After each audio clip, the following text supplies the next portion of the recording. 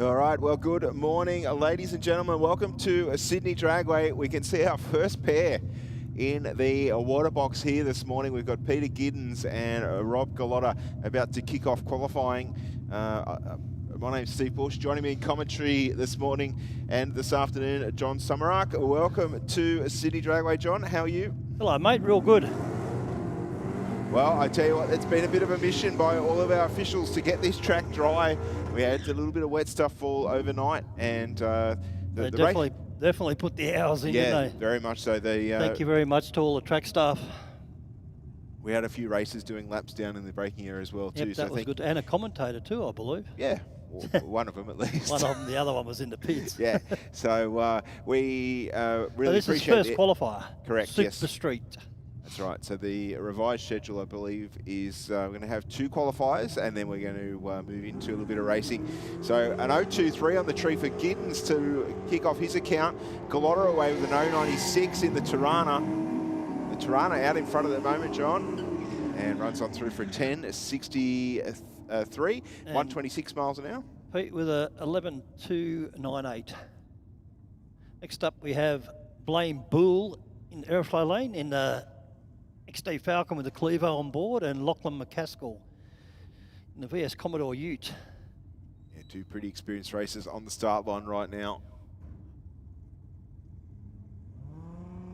Hear that V6 supercharged motor for McCaskill. 0.50 red for Blaine and a 1.03 for Lachlan. So the Falcon with the horsepower across the finish line, John. He'll get there first, 1-2 with a 5, 120 miles an hour. And 11.36 for Lockie.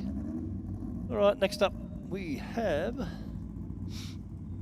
Adam Bowers, has done 1 million laps in this. He's our current track champion in Super Street in the Airflow Lane, and Peter Vorolas in the Rocket Lane in the Falcon with the Coyote on board. Peter, another one of our Super Street races that comes out to Sydney Dragway whenever he can, does some laps.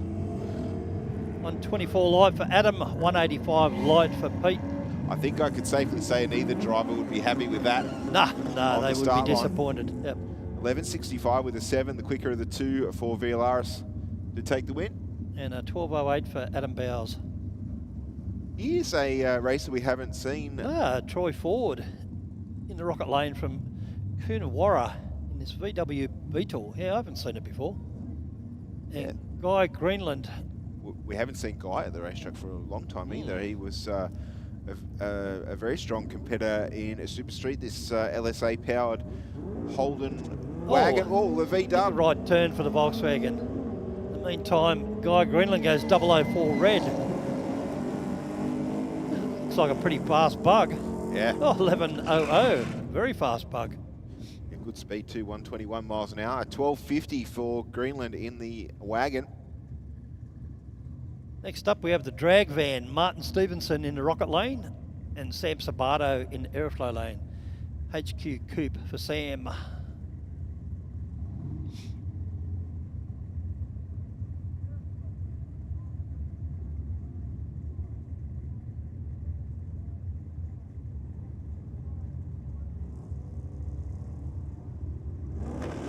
Oh,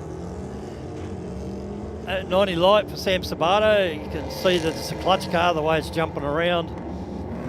And a 100 red for Martin Stevenson. Martin goes through for a 10.50 and Sam an 11.08. Gee, Sam's car jumps around a fair bit, doesn't it, Bushy? Always has, John. That all that clutch stuff. Yes, that's exactly right. You're certainly not the life to live as a clutch plate or a, a flywheel. A flywheel, that's exactly right. James Stevens down there from the ACT. And Bruce Ritchie from the ACT as well in the big old 66 Chevy Bel Air. 001 red for Bruce. Yeah, and a 279 green for James Stevens. LS1 on board in the utility. And a 572 Cuba on the Chevy. Goes through for a 10.49. And a 12.55 with a 3 for Stevens in the utility. Plenty of RPM on board in the airflow lane for around with the burnouts. No, definitely not. Philip Armstrong in the VH Commodore. He's raced a lot here too, hasn't he? Mm-hmm. And Adam James raced here last weekend at the truck drags, actually, Yeah, he did. in the Falcon Ute. Put together some pretty good runs.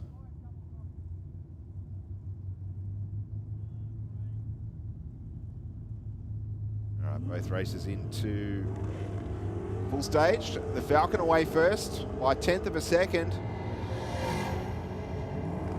Armstrong pretty close there, John. Oh, 9.95. Yeah, wow. For Adam, they'll be happy with that.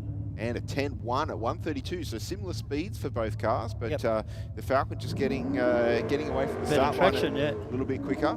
About a 1/10 difference in the 60-foot in very round numbers. All right, next we have another one of our Canberra visitors, Ryan Beard, in the Holden Commodore in the Rocket Lane. Taking on Peter Villaris in the Holden Tirana for Go Logistics. It says Falcon on our readout, Yes, but yep. obviously it's not a Falcon.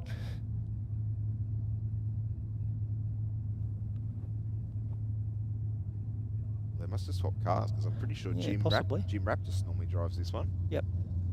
Ryan's sponsored by Profection Automotive. And Peter Villaris sponsored by Go Logistics.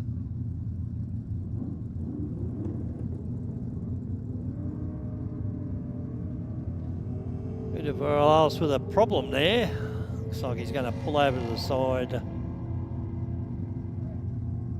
Meanwhile, Ryan Beard runs through for a 12.14.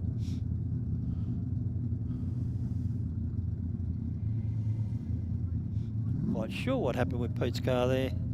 No, they're normally fairly reliable runners. I know he's got I'll say runners as in he's got a small fleet of cars that he races. But still moving under its own power, and there's nothing left on the racetrack, so that's two positives, I guess. All right, in the Rocket Lane, we have Henry Spickak, veteran racer, been racing since Castle Ray days, in the VF Ute. Taking on Corey Stutchbury in the airflow lane for Dialed In Racing. Plenty of dialed-in racing cars here, don't we? Yes, that's exactly right. They're a pretty strong little team in Super Street. Of course, they are having their Dialed In Challenge next Wednesday night at the Aeroflow Race for Real. Yep.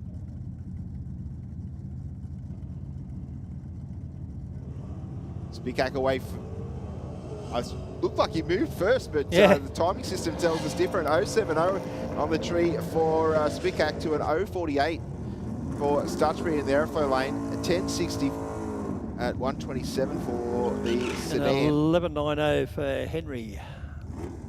Yeah, it looked that way, didn't it? Yeah, it did. Yep. Maybe because the car So slow reacting, I guess. Slightly slower in the ET, so Yep. everything moves before it goes forward. But Zig Adam Silkowski in the aeroflow lane for Enthroned Kennels and Bulldogs, the VE Commodore. Versus Mark Hopkins in the Rocket Lane in this LX Tirana with a Holden motor on board. He was runner-up in our track championships last year, was Mark Hopkins. Looks like the Tirana's getting it done at the finish line, John. 10.82 with a 5, 124 miles an hour. And 11.25 for Zig. All right, Alan Stevenson. How come he's driving the drag name? I was just going to say, I was nearly going to say Mark Elborn, because he's been driving this car for a while. But no, I just they mix it up. I guess they're doing some car swapping. Yeah, that's it. They mix it up, so I just have to be careful. Oh, 083 red to Dave Morton's 026 red. Dave Morton in the BMW with a LS on board. BMW just in front of the 1,000 and builds the lead across the finish line. 11.34 at 121 miles an hour. And 11.64. Another one of the dialed in racing teams. Boys, yep. In the airflow lane, this one Aidan Stutchbury in the VH Commodore. And in the Rocket Lane, we have Tex Griffiths in the Plymouth Satellite. 505 cubes of Plymouth power on board.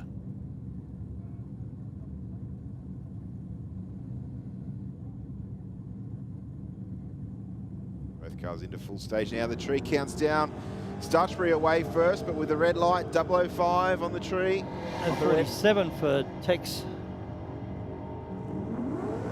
Pretty close race across the finish line, only 600ths. Tex will take it, John, a 10.32 at 129. Against Aiden's 10.44. Bit of family rivalry at the moment on the start line. David Matasevich taking on Richard Matasevich. Richard, our current track champion.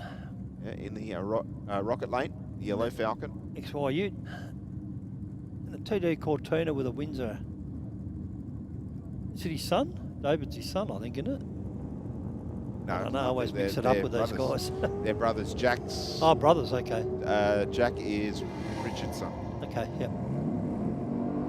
Family racing. And we've got a 10.10 with a 131 miles an hour for Richard in the Rocket Lane. David goes 10.50 in the airflow lane. And Craig's been out for a little while, hasn't he? Yeah, well, he was one of the cars in the mix for Power Plus Race Fuels. Yep. He's now back on board his own Tirana for Sydney Scrap Steel.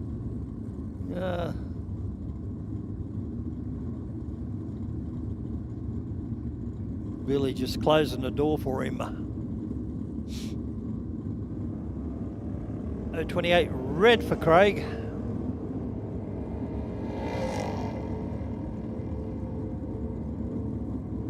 All right, on a solo here, 10.59 with a 127 miles an hour across the finish line. And that brings an end to first qualifier of Super Street, which brings us into first qualifier of Super Sedan. Brought to us by Go Logistics. And we have Jim Raptis from Go Logistics in the 69 Dodge Dart in the aeroflow lane. And Jared Terrell in the VK Commodore, sponsored by Pro Hose Newcastle. You know, I think Jared was here last month, and also I think he did a Wednesday night airflow race for real not too long ago. Oh yeah. Well, Jim's car unhappy in the... Very unhappy, bouncing around, the black tracking. No issues for Jared in the Rocket Lane though, a 9.02, 153 miles an hour. And a 10.31 at 143 for Raptus. So Raptus' car still making plenty of power. It's just... Yeah, they need to get that start line sorted. Yeah. It was a little bit messy there. To me, it feels like the rear suspension's just not set up correctly. No, there's some problem there with the suspension, definitely. It seems to bounce a lot on the rear shouldn't tyre. be bouncing like that. Almost to the point that it feels like it's nearly actually coming off the ground now. Yeah, yeah. Which usually means the shocks are topped out, but... On the compression or the rebound? Extension, yeah. Yeah, okay. All right, our next pair on the start line, we have Adam Hunter in the airflow lane in the Blue Falcon for Hunter Race Engines, taking on Nathan Watt in the Rocket Lane, John. Yep, for Grant's Nathan, a very seasoned racer. Yes. Sponsored by Grant's Performance. Well, your Falcon's coming up in the next... Yeah, nice. Yeah. 009 red for Nathan. He always has a crack. And 015 light for Adam Hunter. Excellent light. And Nathan runs through for a 893 and Adam a 943. Our next pair, we have Dave Gruber down there in the airflow lane. Dave up from the ACT and Jared Wood from Berklands in this super sweet XT Falcon. Not that I'm biased. No, not at all. At least you've got two Ford guys up here. On Wednesday night, I'm the only Ford person. Yeah. It's not fair. Oh. Jared's car with a little bit of a start line issue as well. 007 light for Dave Gruber. Dave runs through for a 936 and Jared a 10.0 at 147, so 147 ET should be a lot better than that if you can get the start line sorted. Yeah, well, he was 7/10 slower on the 60-foot there. Yeah. Compared to Dave Gruber's Tirana. Yep, definite issue there on getting that car to leave. All right, Michael Little down there in the airflow lane for M&T Little Plumbing. And Chevy Taylor in the rocket lane. Tilly Motorsport Spares, 62 Chevy Bubble Top. I reckon these two have raced each other a few times. Yeah, quite a few times.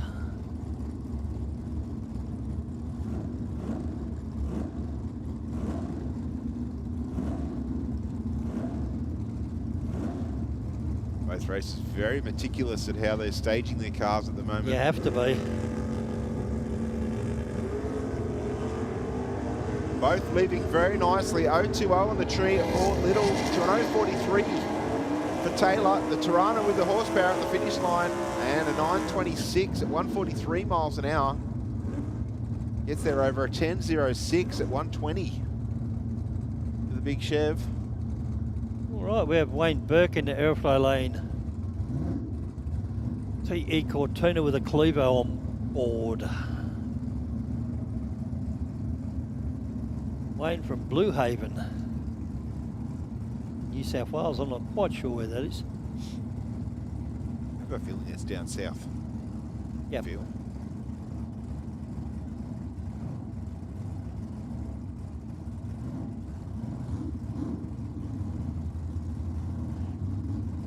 Jimmy Gennaro from Engadine in the rocket lane.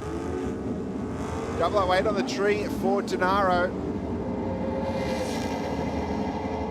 Looks like Burke's got the horsepower at the finish line though. An 884 with a 152 miles an hour to a 927 with a 1 at 145 for Gennaro.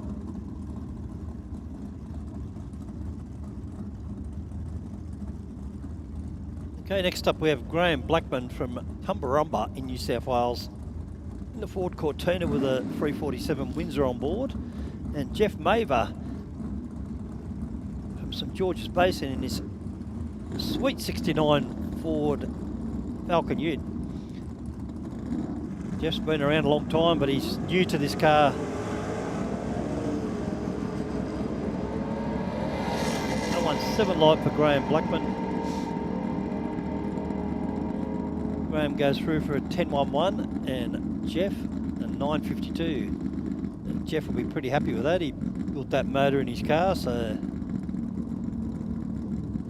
it's always satisfying when you build your own stuff and it performs. Oh, we got the reds out. We're just having a little quick look at the start line.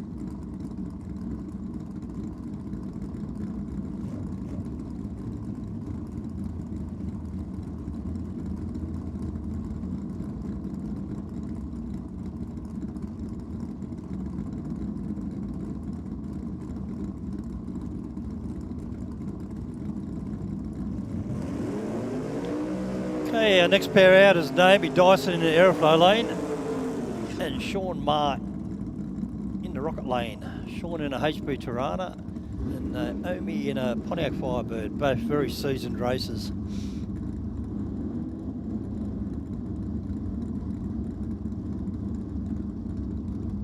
I was wrong, John. Not the first time today. Blue Haven's north of San Remo. Okay. About the same distance north as what I was thinking south. Fair enough. Yep. Well, you did better than me. I didn't have a clue where it was.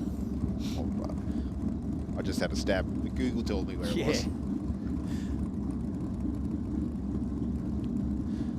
Okay, both Race is very careful staging, which is what you got to do. So 004 live for Naomi, 006 for Sean there, bringing their A game. Excellent. Locked together, looks like Naomi just out in front. 9069, sorry Steve. 9069 for Naomi and a 921 for Sean. 2,000 difference in the start line. Not much at all. No, both definitely having a crack. Wasn't too much in the 60 either at that point. Very evenly matched. All right, Jason Field in the aeroflow lane. In the Ford Telstar for Perfect Roofing, taking on Dennis Plassis in the rocket lane for Big H Racing. Dennis goes 001. Jason Field goes 038. So plenty of double O's in Super Sedan, don't we? Yeah. And a 912 with a 6, 149 miles an hour for Field will take the win light to a 959 with a 7 at 137 miles an hour. Lots of tough races in this bracket. Speaking of tough races, we got Brett McNiff in the aeroflow lane and Nathan Cowie in the rocket lane. Nathan in the Suzuki Mighty Boy and Brett in the Valiant VG Coupe. Oh, big wheel stand out of Brett. 008 red and a 169 green for Nathan Cowie. Oh, Brett goes for 895 and Nathan a 904. Yeah, running quite strongly of late is Brett's Valiant. Yeah, making some.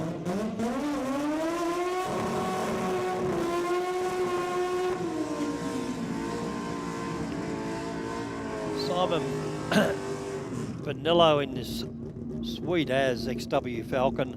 They ran their first 8, I believe, recently. Yeah, well, the car's certainly been dancing around that low 9, high 8 second zone for some time now. Yeah.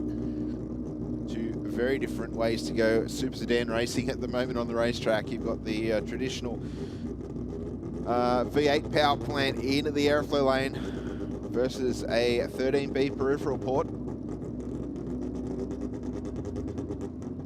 And a manual on board in the rotary as well. Yeah, manual in the rotary, I'm pretty sure. Yep. Simon's knocked the top light out, which is, not sure what's going on there.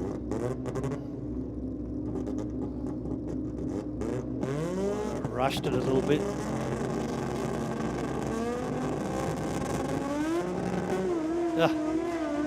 Simon goes red and spins the tyres. Yeah. Alf Axiak in the rocket lane on a pretty clean pass by the look of this. And a 946 with a 3. 136 miles an hour. Vanello rolls out of the throttle. Just not a clean pass for him at all.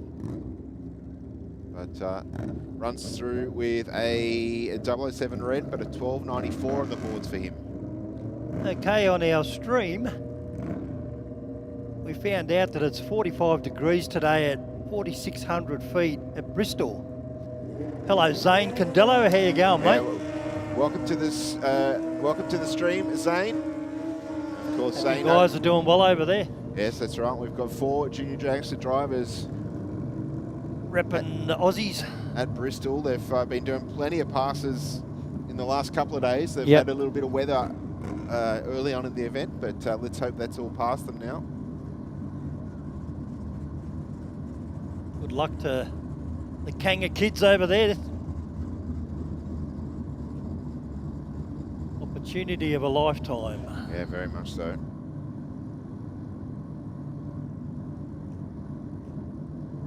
We got a shout out from Mike Sampson from Knoxville, Tennessee as well.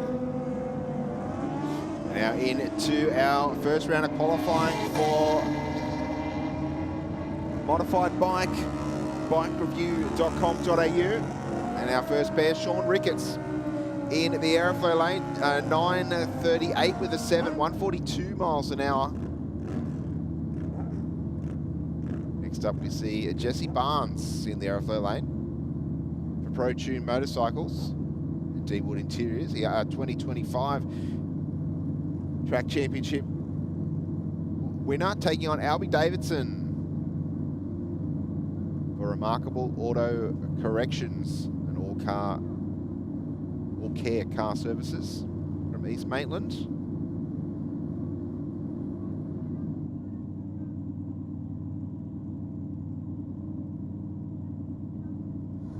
Both races just rolling up to the start line now.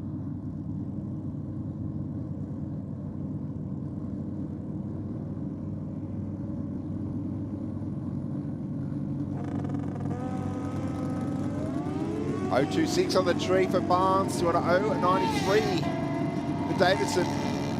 Barnes' bike left the start line beautifully. He went 9.22 with a 3, 144 miles an hour to an 11.69 with a 2 for Davidson at only 117 miles an hour.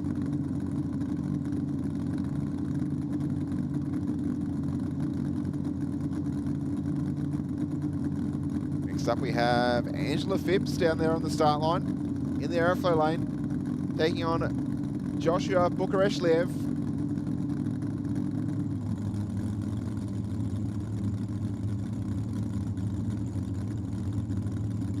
The Phipps team recently added a 2-step to this motorcycle, so a little bit of a different start line procedure for Angela. A little bit of a problem there. A little bit of a problem there, apparently. Yeah, something's going wrong with it. Angela not happy. But meanwhile, Bukareshlev has run through in the rocket lane. 10.34 with a 6, 142 miles an hour.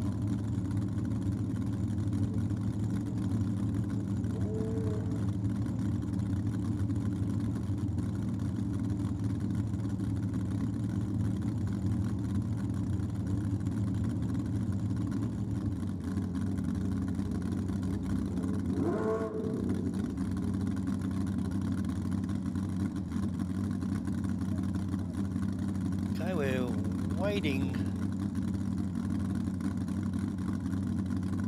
Angela's bike's locked up or something.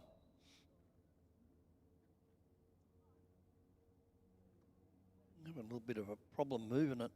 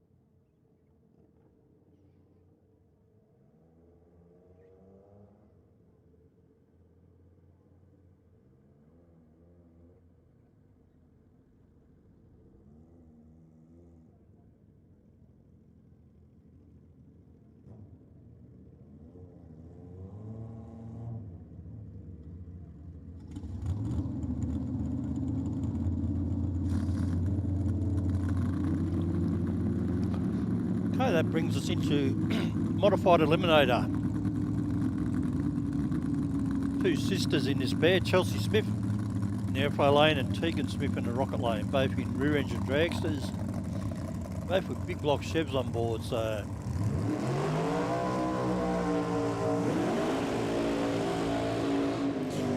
Chelsea way over to the left-hand side of the lane in the burnout. Of course, our first round of qualifying for modified eliminator brought to us by Platinum Powder Coating.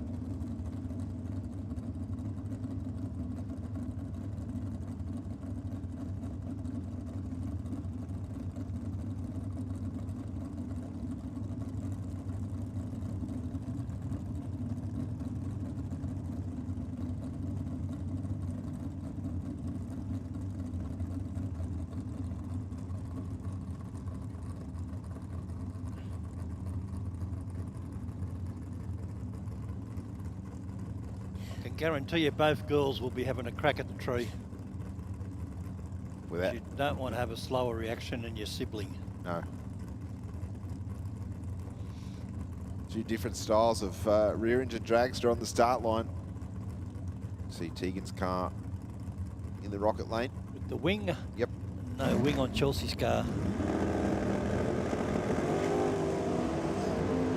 116 light for Chelsea, 767 for Teagues. Chelsea runs through for a 756, and Tegan with a 752. Yeah, so very close. Very close. Very close performance-wise there, All John. in the start line. Yep. Gave away nearly 600s. Okay, next up we have Mark Allen Bull in Airflow Lane in the Spitzer Dragster with a small block Chev, and Peter Brown in the big block Chevy powered rear engine dragster, or both rear engine dragsters. Pete sponsored by Racemax Direct, and Mark Bull sponsored by Shire Performance Engines and Machining.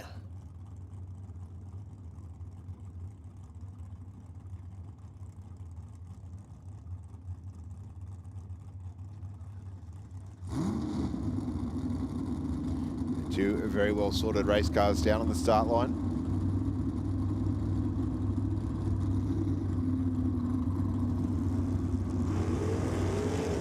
Oh, a little bit of tyre shake. A little bit of shake for Mark Bull, yeah. 008 light though, and Brownie not far behind with 011.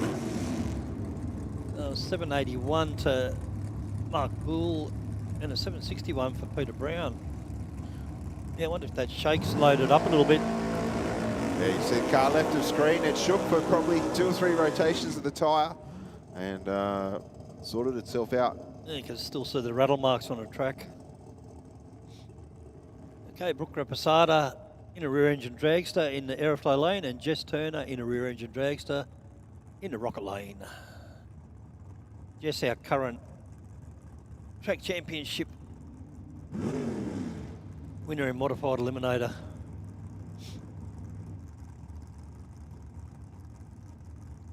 Big block Chev for Brooke and small block Chev for Jess. Two fantastic looking modified dragsters down on the start line. Very well presented. See slightly different setups though. I think Brooks' car with the rear suspension and a bigger, much bigger tyre. Yep. To that of 632 cubes on board, so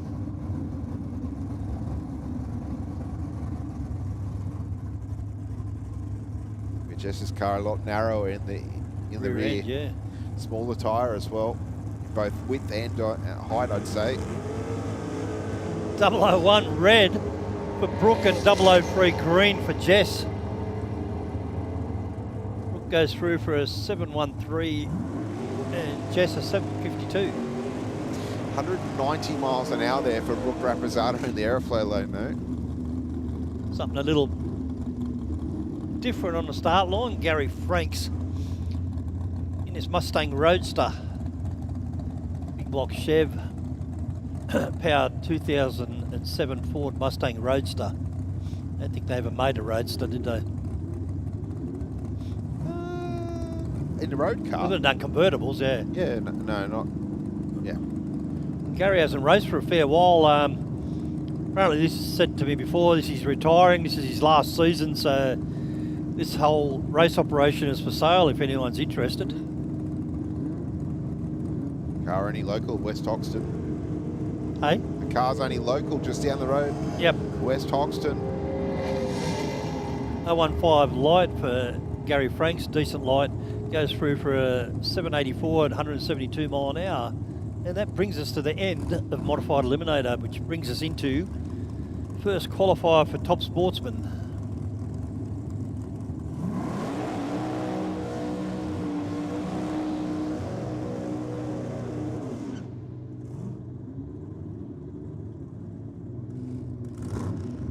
Brett O'Connor in the Aeroflow lane, and Jason Mikulev.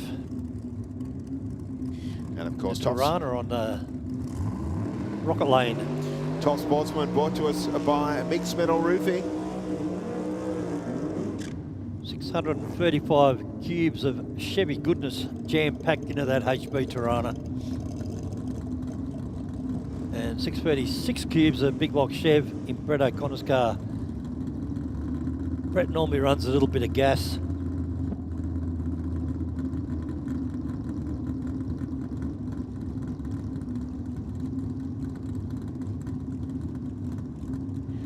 So engine size are plenty on the start line now. Yeah. Yeah, a little purge from Brett.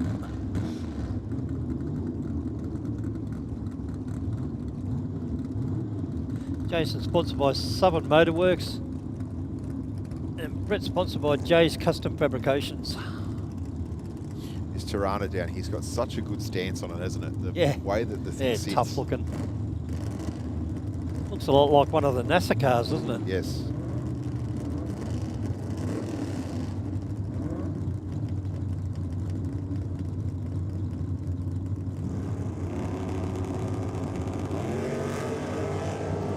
Both races away nicely. O'Connor with an 033. Car marching at the finish line. 711 with a 4, 195 mile an hour through the traps. To a 782 with a 9 at 175 for McAuliffe in the rocket lane. Still my favourite race cars burn out side by side. Yeah. Yeah, Scotty was here. Scotty Cousins in Datsun was here last weekend at the truck drags.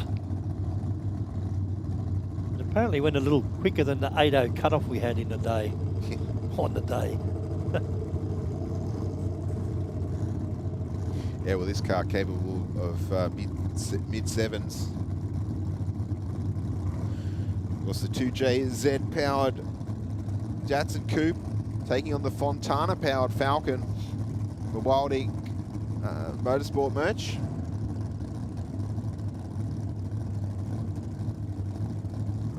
Waiting for Bosco to do his standard dry launch and purge. There it is. Meanwhile, Scotty's got his pre-stage light on, waiting patiently for Josh to come in. Oh, put the second one on. Scott's ready.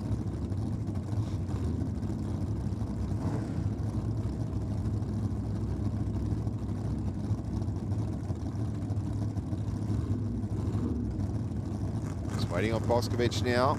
Normally big wheel stands out of the Bosco car. Oh, there it is. A bit of right turn. 002 red for Josh. Yeah, Cousins a bit slow on the tree with a 411, but he gets it to the finish line first. A 751 with a 5, 185 mile an hour to an 805 for Boscovich. Next we have Owen James. Big O in a Mustang, Ford Mustang with a Fontana on board, and Lisa Sargent in the rocket lane in the Camaro with a 600 cube dart motor. I haven't seen Owen in this car before. No, he's still pretty fresh to it. Normally running the... maybe he ran a test and tune type thing. Ah, right. Yeah, okay.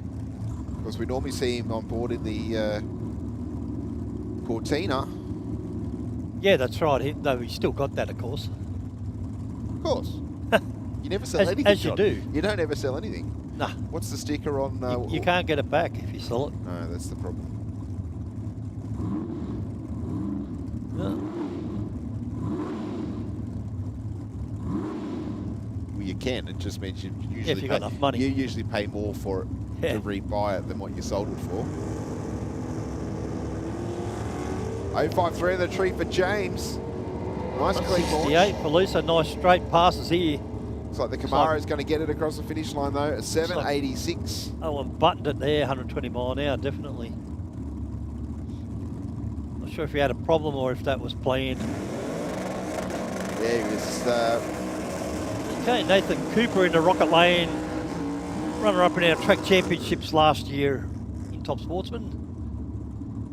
This little supercharged Holden Gemini. Taking on John Regados in the XD Falcon. Johnny's Automotives. Phoenix Race Engines. Another car that has a fair bit of pedigree in the big pedigree. Show and shine, and also in racing as well. Good to see him still racing.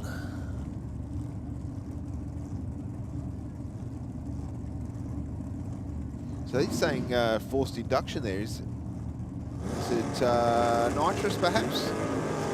can't see the sticker on the back window. Nath won't be happy with that. 64 on the tree. I think he was looking at something else then. And an 8.18 with a 9, 167 miles an hour for Regatos. 8.73 with a 6 at 134 for Cooper. Wow, cracking burnout out of Elias Matter. Elias, pretty new in this car, I believe. You wouldn't think so. You wouldn't think so by that burnout, would you? No, definitely not. Elias from the Matter dynasty. And of course we've got Matt Clark in the Rocket Lane in the Pontiac GXP. Both Chevs, but small block Chev for Matt Clark and 632 cubes on board the Elias Matter car. Elias sponsored by Tempe Tyres and Matt sponsored by Liquid Clothing, Flat Out Services, ARB Windsor. And Methanol Moonshine, that's a good sponsor. Yes. That's Wade's company, I think, Wade Correct. Orange's company. Yep. That gives us a free sample for Well, you'd have giving to, him a shout out. You'd have to ask the Take question, it up John. with him, yeah. Seems to be doing pretty well for itself. Yeah, doing premix cans too, I believe.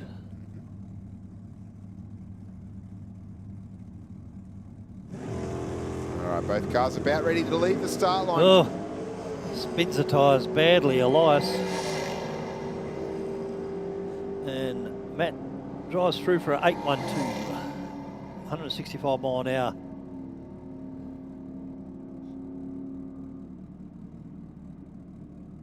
I would have thought there'd be plenty of heat in those rear tyres after After that burnout, Matter's definitely plenty of heat.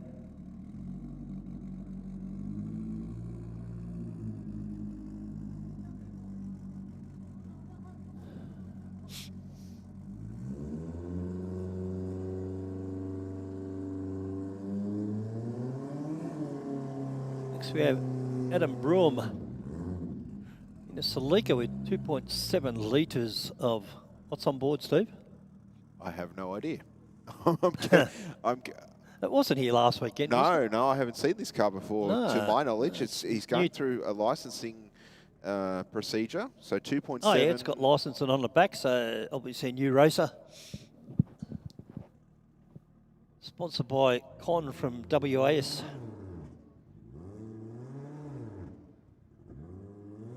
Just getting the boost going. A little bit of a problem there.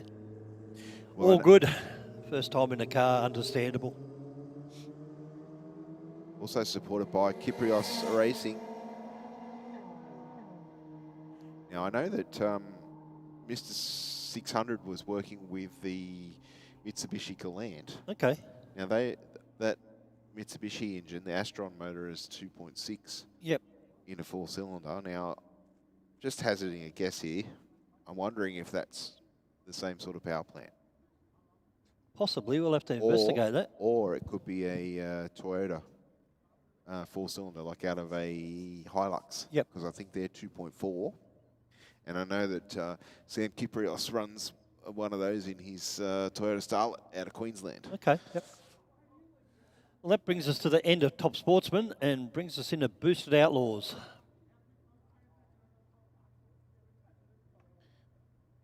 And the Boosted Outlaws are brought to us by Iconic Coach. In the airflow lane, we have Brittany Olive, Hemi-powered rear-engine dragster, and Curtis Reed in the Rocket Lane, Rad-powered rear-engine dragster. Curtis is our 2025 track champion in Boosted Outlaws.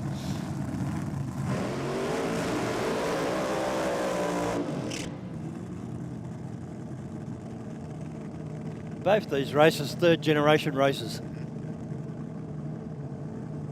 Long and storied histories in the sport with both these families. It's almost come natural to both of them, I'd say. Yeah, Brittany's growing up around it. Yeah, Brittany's been racing a little bit longer than Curtis, but Curtis is certainly getting some results very early on in his racing career.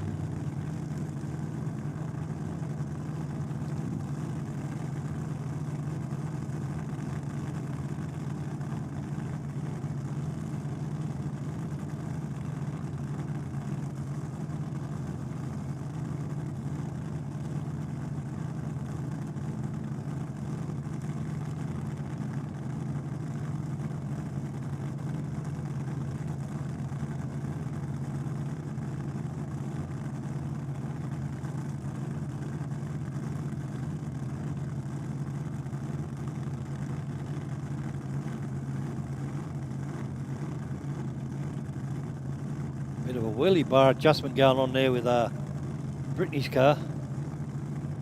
All right, both races ready.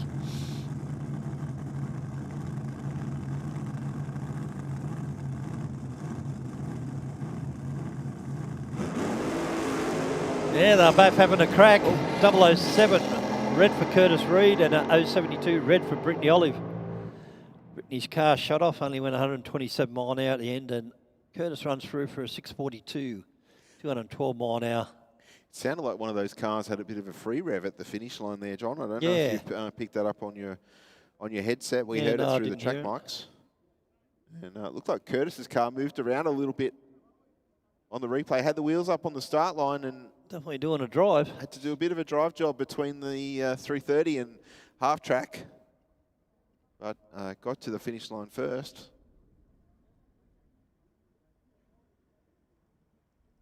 Track crew just checking out the airflow lane.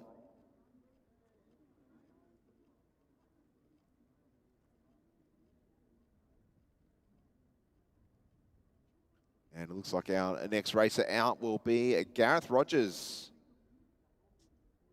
in the Aeroflow Rocket Industries Bantam Altered.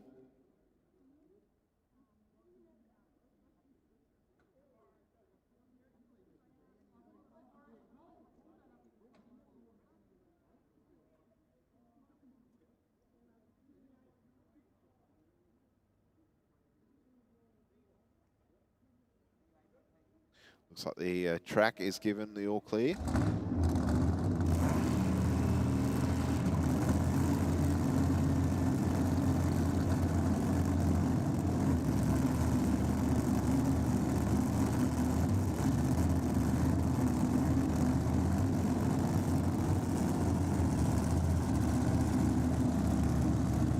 All right, here comes Gareth Rogers, the Hemi-powered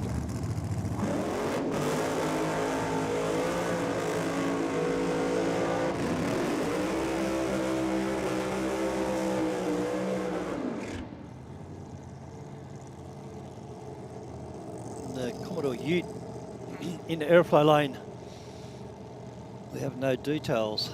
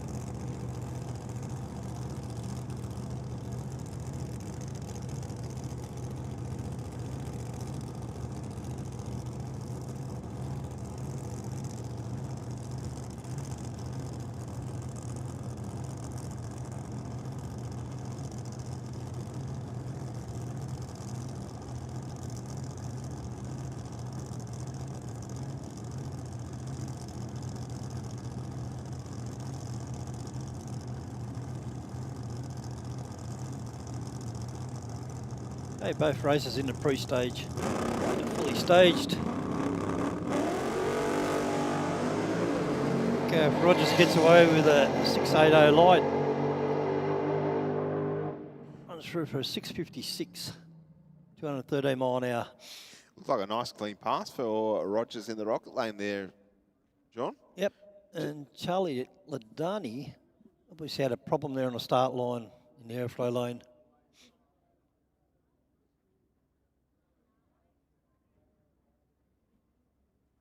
Just waiting on Charlie's car to get pushed away.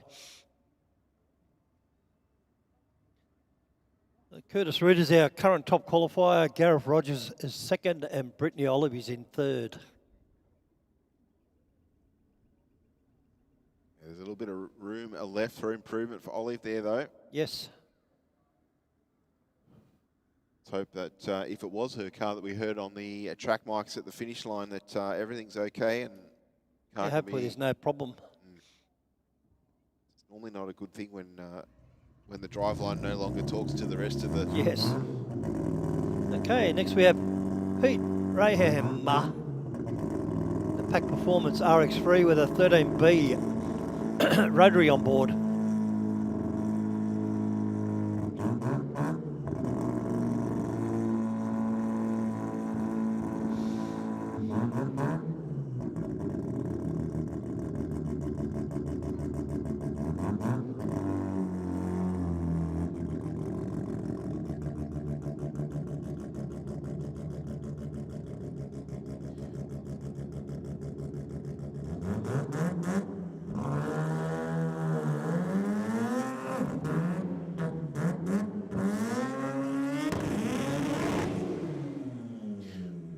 Mazda not sounding overly happy in the burnout down there in the rocket lane.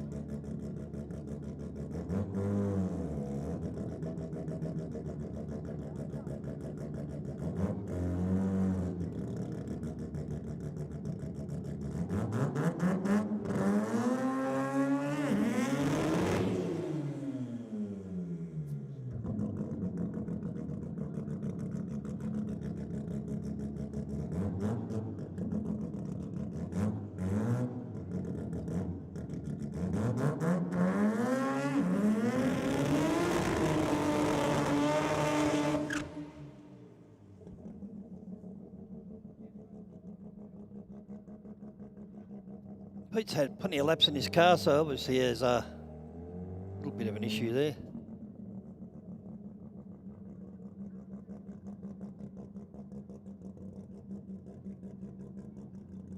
Good to see the Pack boys running boosted Outlaws. Or something different. Yes, very much so. Will mean that they'll come out for the Chicago shootout a little bit later on. Yes. This is first qualifier for Supercharged Outlaws.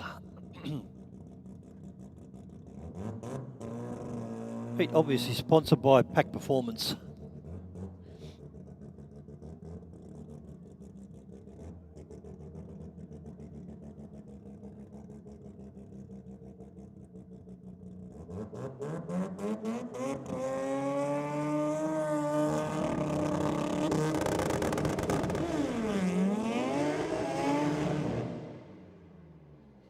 Car seemed to bog a little bit off the start line. Still picked the left front up off the ground. It went 117 in the 60, so.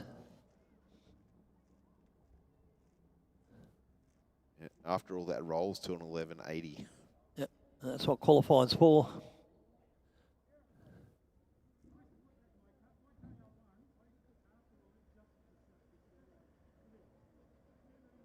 Okay, we're still in Outlaws, I believe, or not.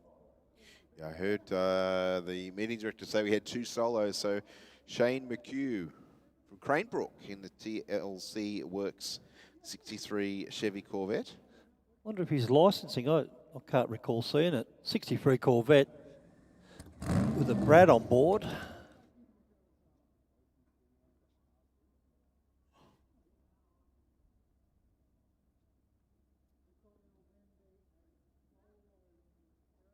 It's looking great down there in the fire-up box with the orange and silver livery. I think that colour will really pop in the sun once he moves forward. Yep. Look familiar, Steve? Trying to rack my brain. I don't know of any split window Corvettes that were for sale that I can think of. Although we did have a number of them around. Yeah, there was a fair few around the country. In Pro Slammer.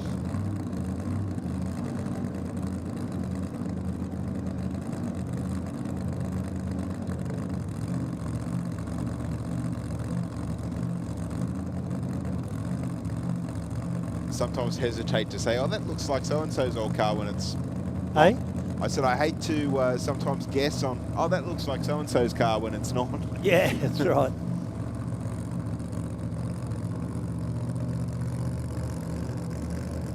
A sharp-looking car for sure. But yeah, hold on to her.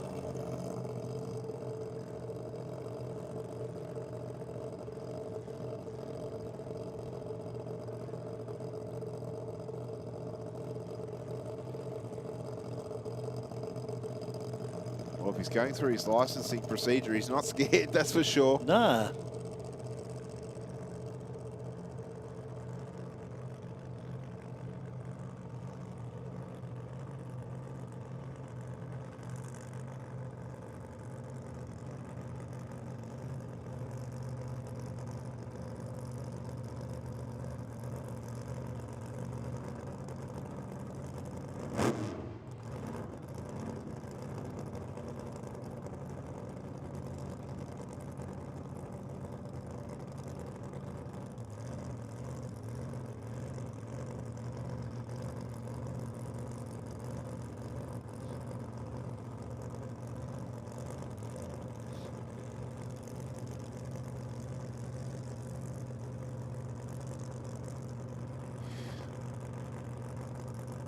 All right, let's see what Shane can do here. I'm not sure if he's going for a full run or early shut-off. And a little bit of a pedal at top of first gear there. And sounded like it tagged the limiter just a little bit. Yeah, left nice, went 109 in a 60. Pretty decent.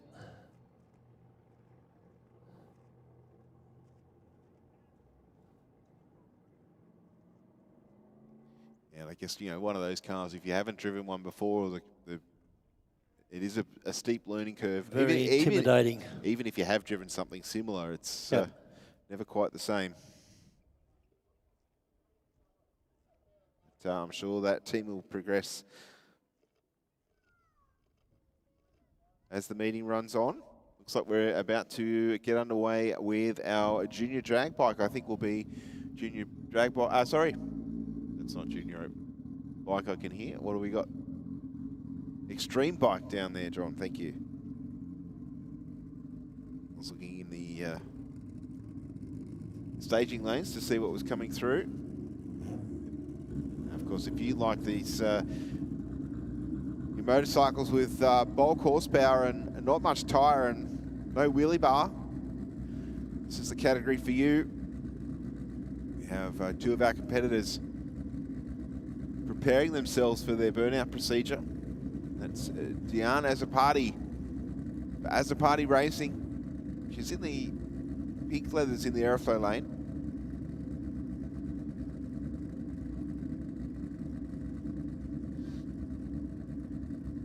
A 2025 championship runner-up was Diane. Taking on Ryan Franks in the rocket lane. Franks for GSF Engineering. And Azzopardi Racing.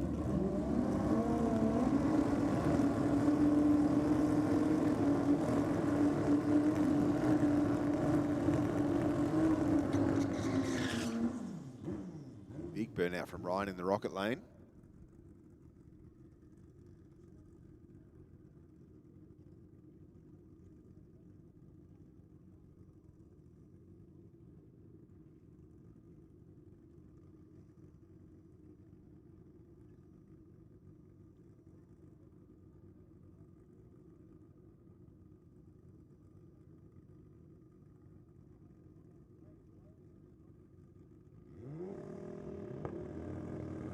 Both bikes up on the two-step. Franks leaves first, but moves around, looks straight over towards the wall, and the photographer, I think he's back in the throttle now, that's for sure. Still 193 miles an hour across the finish line with an 815 and a 905 on the tree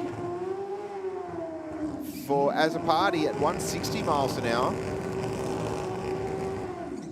Next up, we have Darren Foley, Rams Head Services Suzuki Hayabusa.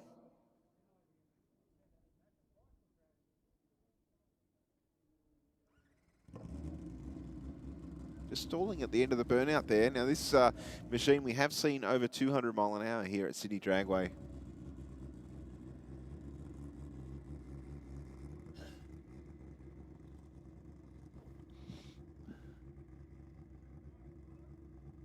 That's got to be an intense ride, Steve. Oh, very much so, John. I think any motorcycle, your senses would just be that little bit more wired, I suppose. And no wheelie bar to add to the difficulty.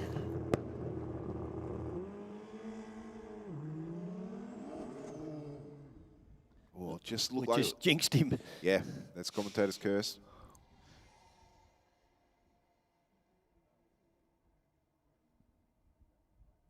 Looked like it shut off as soon as he clicked into second gear there, John. I'll run him out the finish line gate. And It should bring us in a junior dragster, I believe. yeah, well, we can see all the junior dragsters are rolling Out of the staging lanes. in the staging lane. So just while we prep the track for the junior dragsters, I'll just throw to a very quick ad break from some of our sponsorship partners here at Sydney Dragway. John and I will be back with you very, very soon.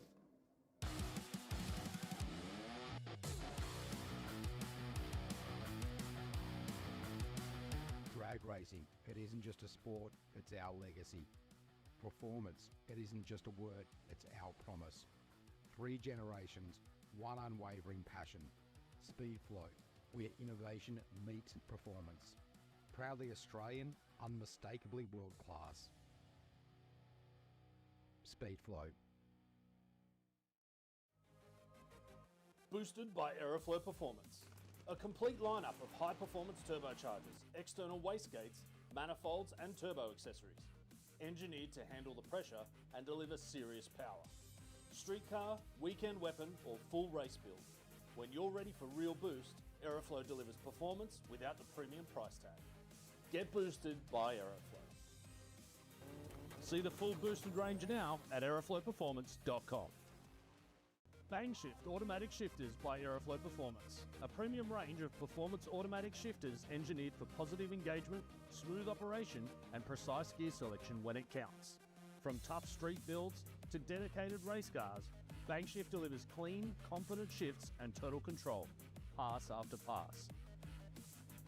When precision matters, make every shift count. Upgrade to Bangshift from Aeroflow Performance.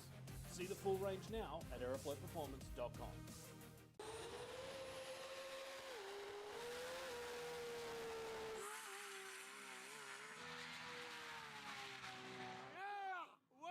Hi, I'm Anthony Matuk, and this is MI.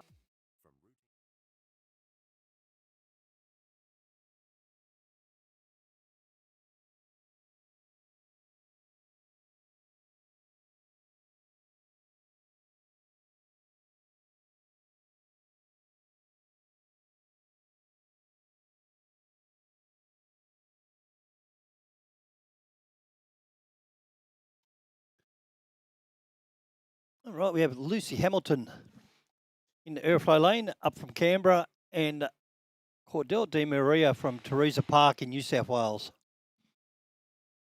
Cordell in the A Junior Dragster and Lucy in a C Junior Dragster.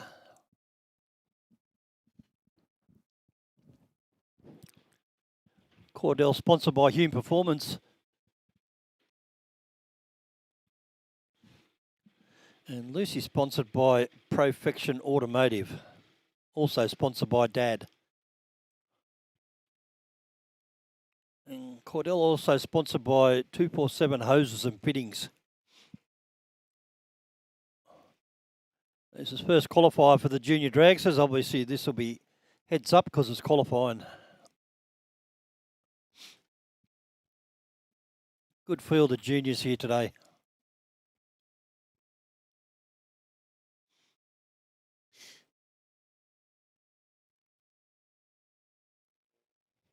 .053 light for Cordell De Maria and a .324 for Lucy Hamilton.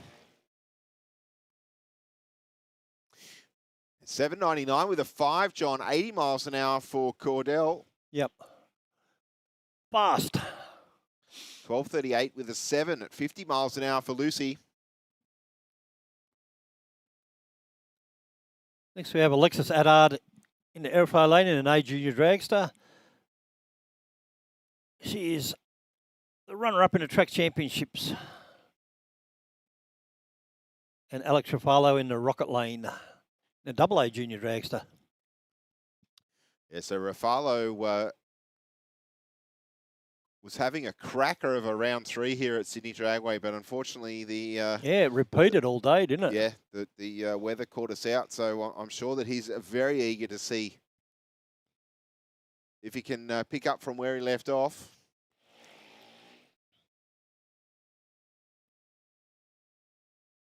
for Sydney Waterscapes in the rocket lane. And ITF high low fabrications, Pro Tilt towing on board for Alexis in the airflow.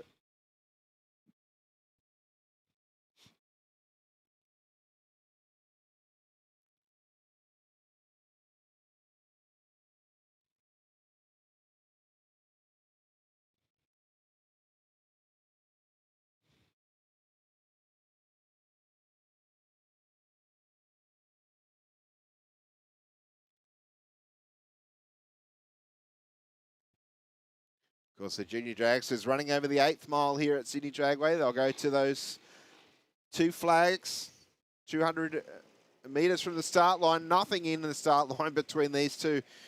Rafalo 9th hour behind, but gets in front at the finish line. 7.81 with a 6, 82 miles an hour to an 8.13 with a 9 at 79 for Alexis.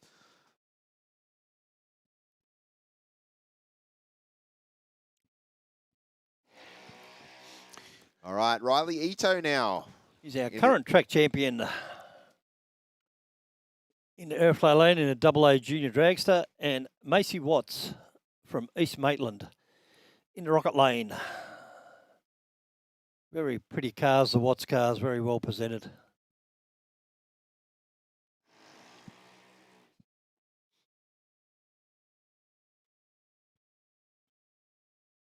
You're not going to miss those pair of shoes, are you, John? No, can't miss them. It's like last week at the truck drags, there was someone with a riding a bike, wasn't there, with the fluoro boots? Yeah, fluoro green, I think they were. Yeah. But the Watts team looking fabulous down there on the start line in their A shirts.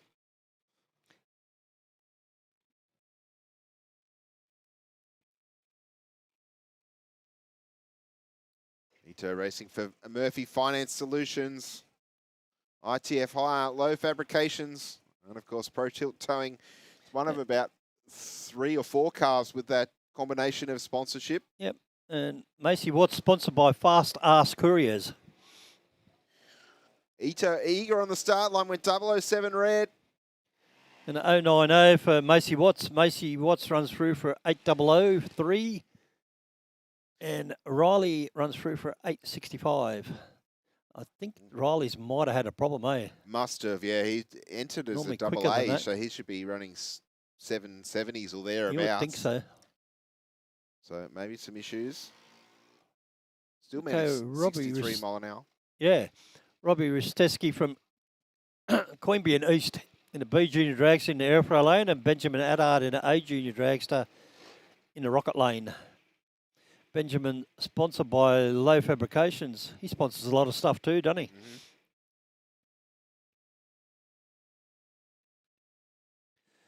It's great that all these businesses get behind all of our competitors, Yeah, not it's just the excellent. junior dragsters, but all of our competitors.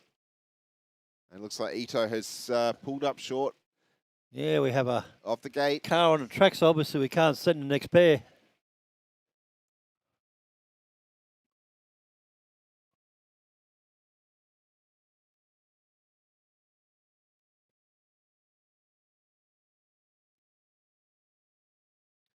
So they're having a little bit of difficulty moving that car.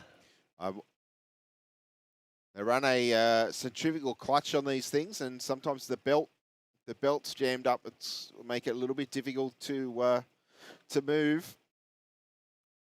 Nearly all the teams pull the belts off. Yep. To flat tow them back to the pits, but looks like they've been given the shutdown signal. Shut it off. Yep.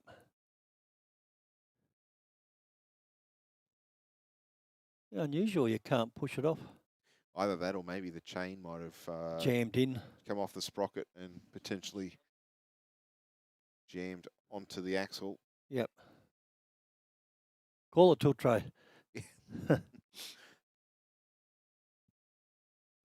These cars are normally very reliable. Although we have had a couple of mechanical mishaps of late. Although I guess as we're pushing these little engines harder and harder, Yes. at some point they're going to say, you know what, Yeah. I can't keep doing this. Well, they are proper race engines, eh? They are. They're all billet stuff. most of them all full full billet. There we go. We've got some free motion there, I think. Looks that way, and I guess that is one good thing about the juniors in terms of moving them. They're not particularly heavy. Not heavy, that's right. All right, so we hope that the Ito team can get back to the pits and sort whatever's happened and hopefully come back out for the next round of qualifying and or the first round of racing here, because Riley did kick off his 2026 championship chase pretty well. Yep. And I'm sure that he'd be very eager to be at the pointy end come round. Yes, you 8. want to defend, don't you? Yes, very much so.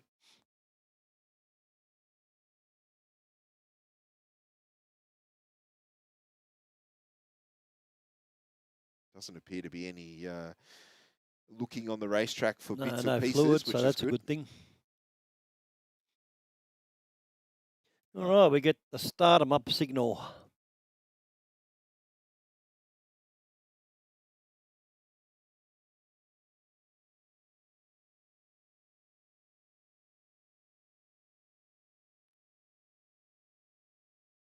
I'd like to see some of the runs out of the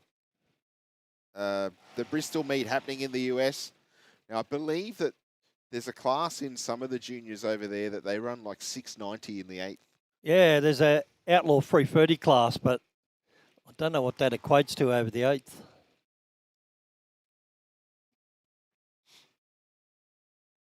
Well, you think they'd be just wondering what they would run. These two B junior dragsters, Emma Leifting in the airflow lane, taking on Jaden Brunasev for Harrick's 3D and North Rocks Auto Centre.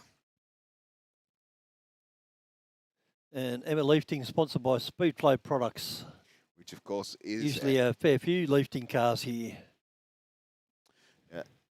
Speedflow Products, also our bracket sponsor for not only the junior dragsters, but also a junior drag bike, John. Yes. Yeah, very involved Speedflow in drag racing.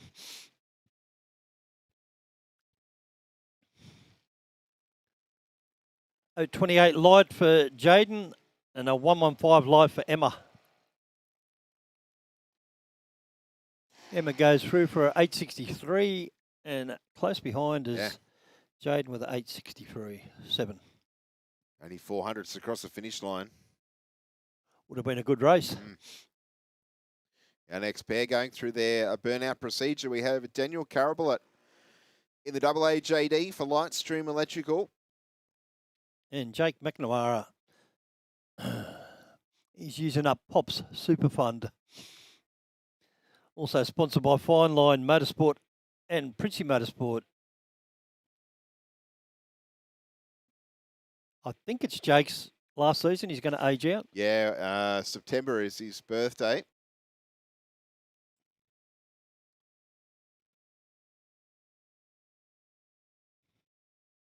I'm sure it won't be too long before we see him behind the wheel of something else. Yeah, definitely. That's all I'm going to say. Yeah, you've heard the rumours too, have you? Yes.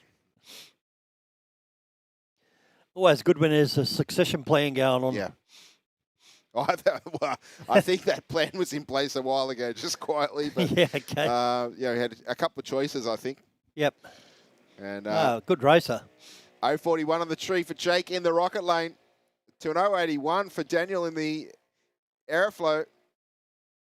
Daniel gets there first, 794 with a 181 miles an hour. To an 844 with a 5 for McNamara at 75.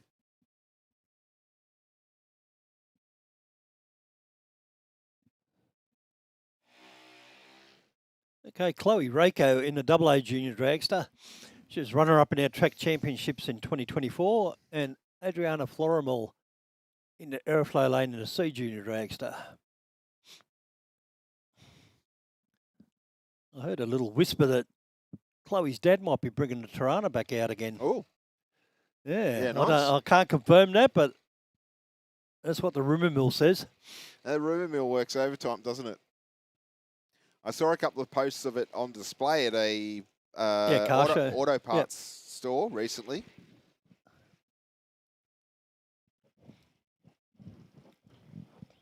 Well, I can say he's going to be a very busy person if he brings it Yeah. back.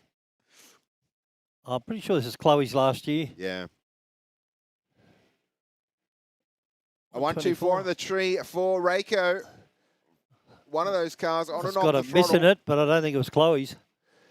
No, I don't think it was Chloe's. 797, 797. 81. You don't do that with a miss. No, especially not when you've only got one cylinder to play with. A 1288 with a 4 at 49 miles an hour for Florimel in the airflow lane.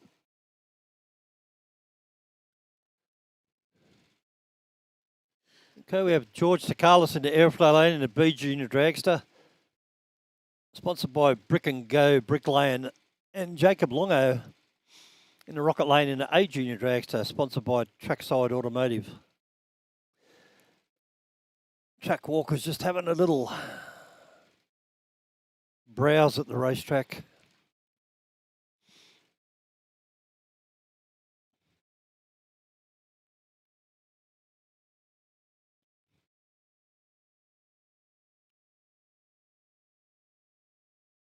And we get the all clear off Billy to send them.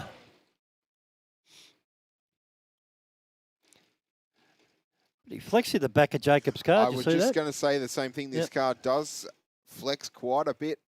See when he stabs the throttle, it And some cars are designed to do that.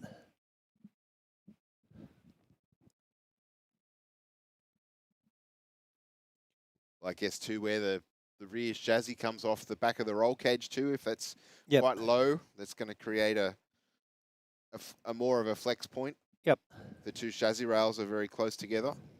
But I have noticed that a lot of the newer gen cars, the driver lays down a lot more, and Yep. and the seating position is a lot closer to the rear of the car. So Okay. everything's sort of jammed in between the rear axle and the Yep. and the driver.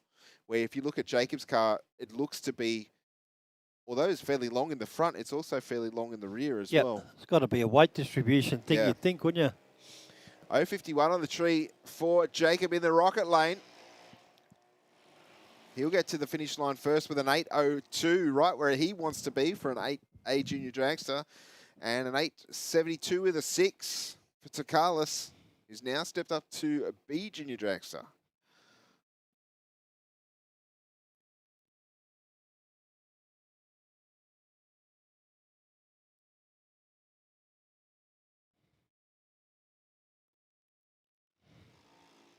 Next up, we have Liam O'Neill in the rocket lane.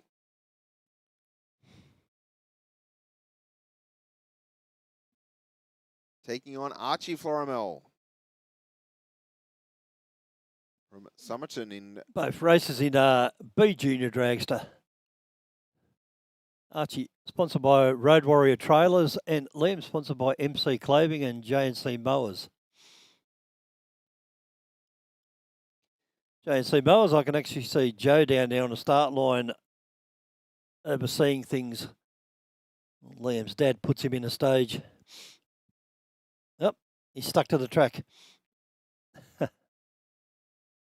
Lucky his shoes didn't come off. Yeah.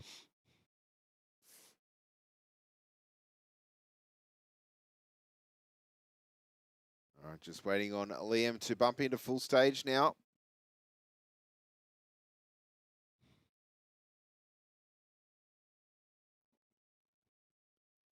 Nice lights on both sides of the tree. Florimel slightly better with an 030. They're neck and neck across the finish line. O'Neill drives around him, goes 851 with a 5, 73 miles an hour to an 867 with a 3. 73 miles an hour for Florimel too. So O'Neill fractionally quick there.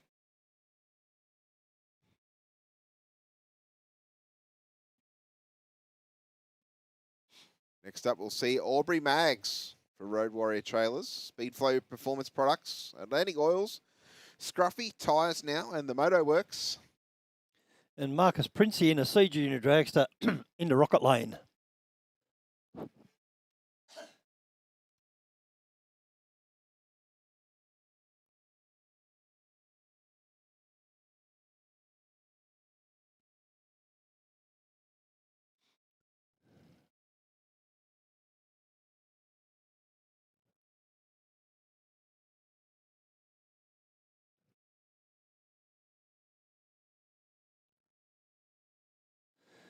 Ritzy Having a just little doing bit the of wiggle. problem with Marcus's car trying to get it to stage because the track's so sticky.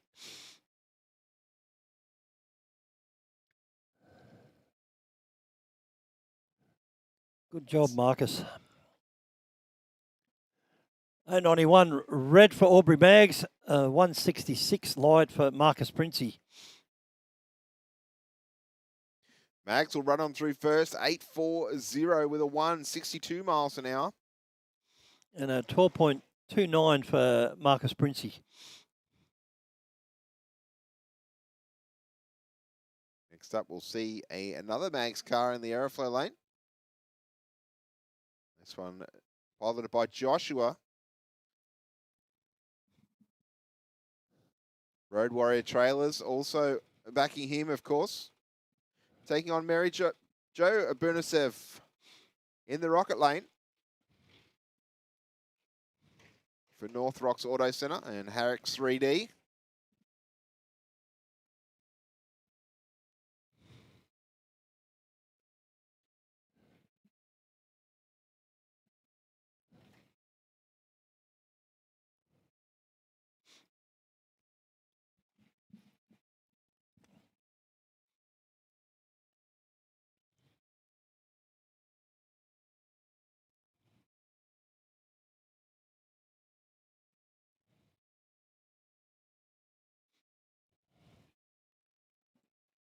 Oh, 017 red for Joshua Maggs.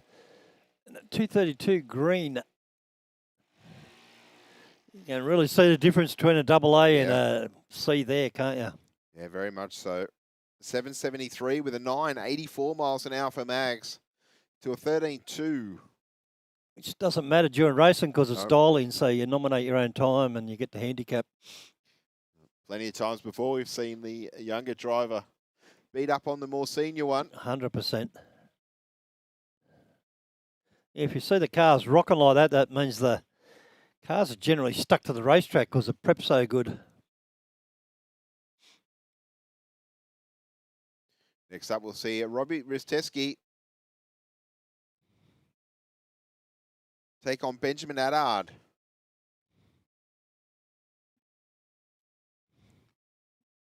Adard in the rocket lane. In the last of the ITF Close on the tree. higher cars, yeah. 061 on the tree for Risteski, the better of the two. But Adard will take the win, 8.03 with a 779 miles an hour across the finish line. Car running almost bang on that 8.0.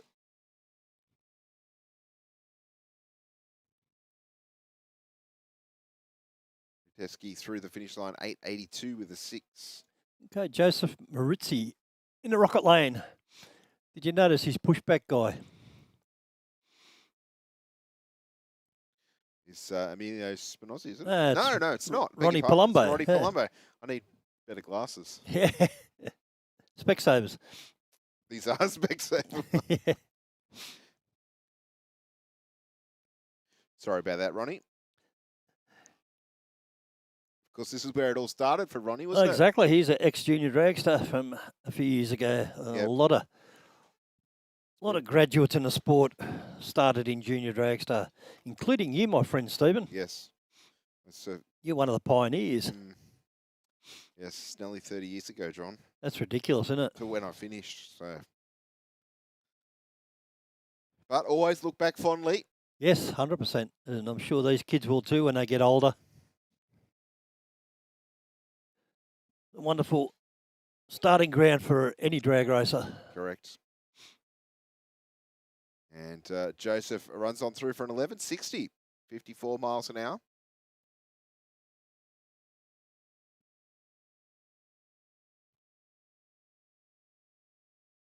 Okay, and I think this is the last Mags that we have. Edith Mags in the airflow lane. Dad must love work.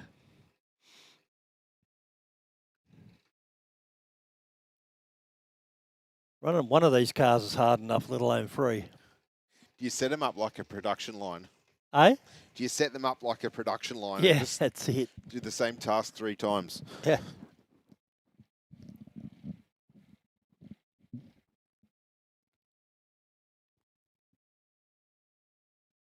But I think obviously in fairness to all the siblings, you do it for one, you've got to do it for Yeah, that's all of right. them if they're Exactly right. interested.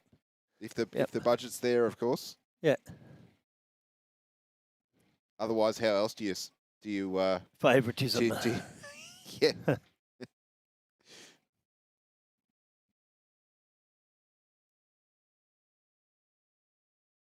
All right, so Edith Maggs running a B junior dragster.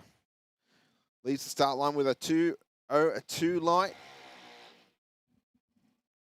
And we'll run on the solo here. 969 with a 5, 51 miles an hour.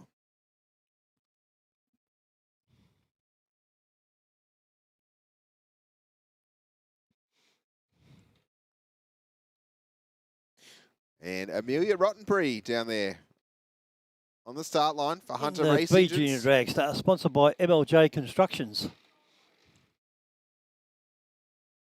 And Scruffy as well. Scruffy gets around, doesn't he? He's a busy fella. It's Brian Lake, I think, is his actual name. Yep.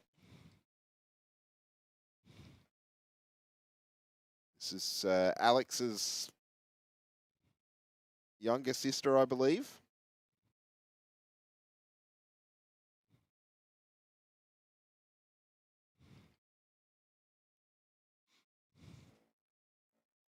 Leaves the start line with a 235 light. Looking for an 860 across the finish line or thereabouts, and runs an 866 with an 8. 73 miles an hour.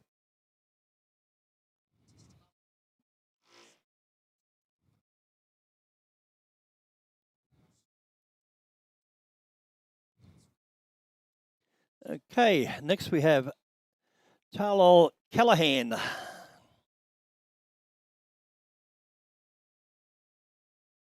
Sounds a little bit cranky, this car, actually. Does, doesn't it? It's a C. There's more top door slammer stuff going on there. Dad Jeremy on the start line. Yeah. I think she's pretty new in this car, I believe. Good job. Yeah, Obviously licensing. Very good job. Just going out to the 60 there. Got there in under 1.8 seconds. Yep. Yeah, 179, 60 foot.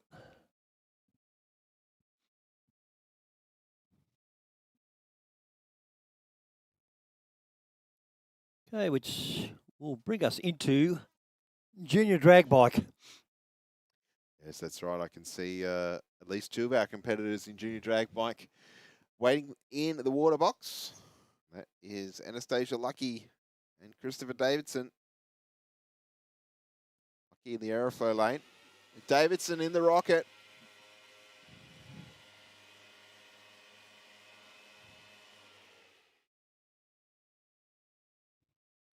They always smack the tyres, these junior drag bike guys, don't they?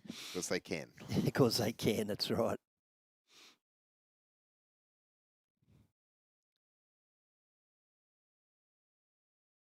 Christopher Davidson on the pink Kawasaki Ninja and Anastasia Lucky on the another Kawasaki Ninja.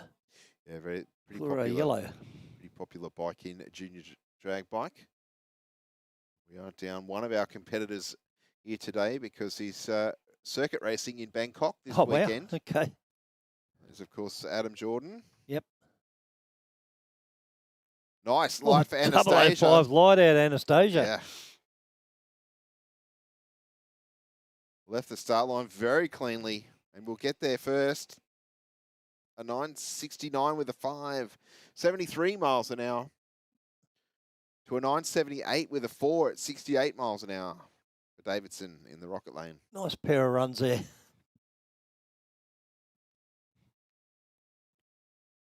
All right, next we have Lincoln Bomwick in the airflow lane on a AA junior drag bike. On the CBR, 500 cc's. 162 light for Lincoln. Runs through for a 907 at 74 mile an hour. And that brings us to the end of our junior drag bike program. All right, we're going to have a little track reconfigure. Steve, have you been watching any of the junior drags to nationals from Bristol? I've been trying to watch what I can on on Facebook. Yep. They did an age out ceremony. Did you see that? No. So there was probably 40 junior dragsters lined up in front of the Tower of Bristol, Yes. and they started them all at the same time. So it was like a cackle fest type thing. That was awesome, hey? Yeah, wow. Really cool. Google it. It was really good to watch. So that's for all the Yeah, all graduating. the age out kids. Yes. Yep. So I guess I believe that the entry numbers for that event are somewhere around 600 and something. Oh, insane. Isn't Yeah. it? Yep. So yeah, it's probably a good chance that there would be, as you said, quite a few races that'll be their last Yeah. national event or that for that event. Yep. They do some really neat stuff at that meeting. Well, Because all races within races and... I saw a parents race. Oh, really? Okay, I didn't see that. Early on, I mean, the event runs the whole week, I believe. Yep. So early on in the week, they did 600 cars, you'd want to Yes. run the whole week, wouldn't you? Yep. They did a parents race. I saw a first-timers photo, all the people that raced first time Yes. at that racetrack, and Yeah. all our Aussie competitors were there doing arm flexes. Yes. It was awesome. Well, they're about 5 foot taller than most of the people, I think, in that photo. I think I saw that one too. Yeah. Really neat. Love to see that stuff. All right, so that will bring us into Street Fighter. Yes, and of course, Street Fighter brought to us by Jetta's HQ. Pair of Fords on the start line.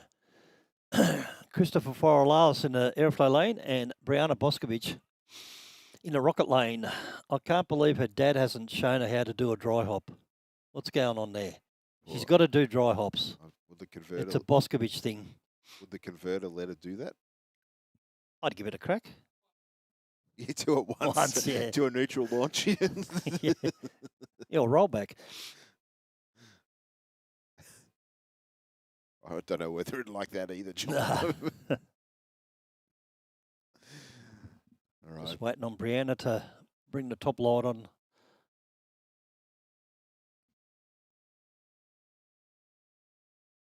Nice and careful staging, as you should.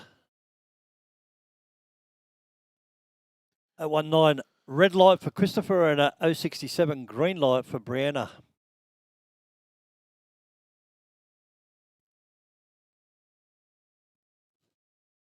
Looks like Boscovich is going to take the win here, though, John. 13.78 with a 9, 99 miles an hour. Nearly 100 mile an hour.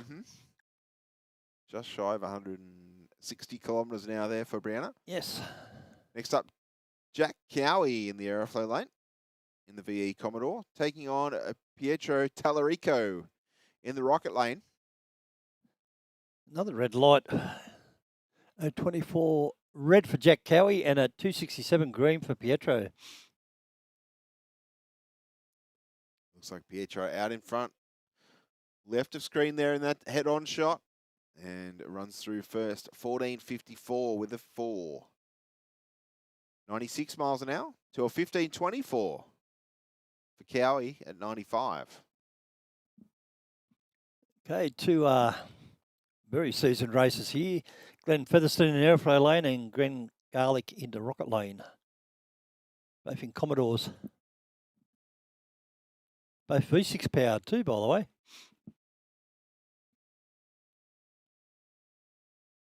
Looks like Featherstone will have the advantage here across the finish line. And 15.0, 91 miles an hour. To a 16.0 at 89 mile an hour for Glenn.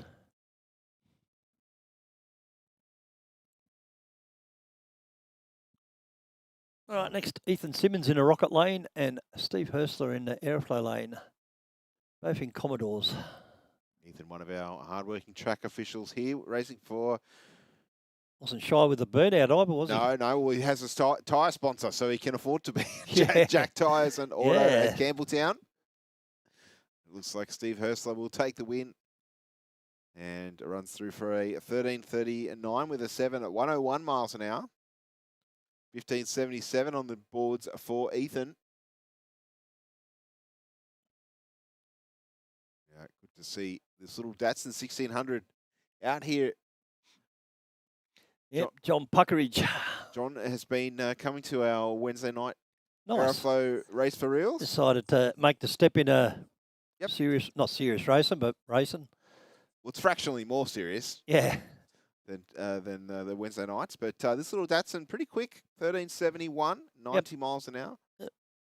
And just to prove that you can race whatever you want Oh, in Street Fighter, it's Jaden Bellum in his Fiat Arbath, which is incidentally pretty fast.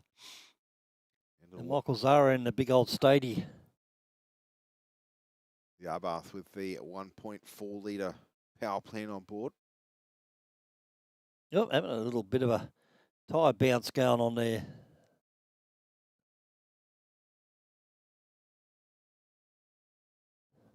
Statesman's still not going to drive around him though, John. No. 97 mile an hour, 14.54 for Jaden. 15.687 mile an hour for Michael Zara. And again, a little bit something different. Sean Dartnell in the Hyundai i30. And he is our current track champion in the Street Fighter. So it just proves you can win at anything. And Patrick Giddens in the airflow lane. He's normally one of our track staff guys. Nice lights on both sides of the tree. 053 for Giddens to an 027 for Dartnell. The Falcon with the horsepower at the finish line though. And a 1548 at 89 miles an hour. Nice. Dartnell a 17.1 at 82. Next we have Jeffrey McNiff in the Chrysler 300C, obviously Brett's son, and Danny Stadelmeyer Esquire in the airflow lane in the AU Falcon.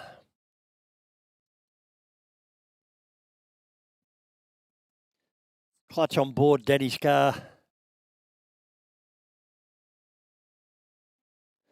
080 light for Mr. Stadelmeyer and a 290 light for Jeffrey McNiff.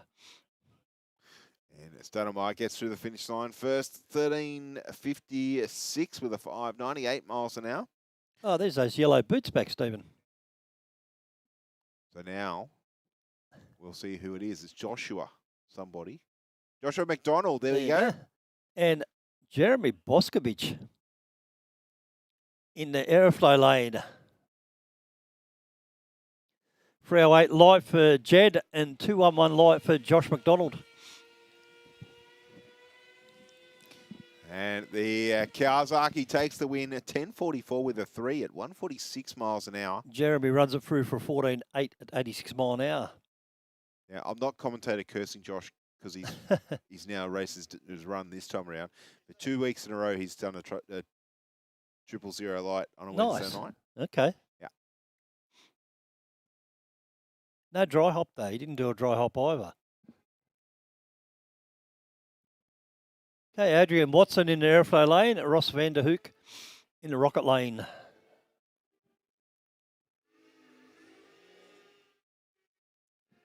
Adrian goes 10.92 and Ross goes 13.1. Yeah, that little R6 600cc machine screaming as it does.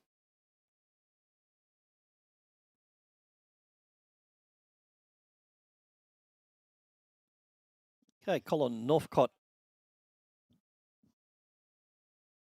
in the rocket lane. Yeah, Northcott on a Ducati. And that's a party in the airflow lane.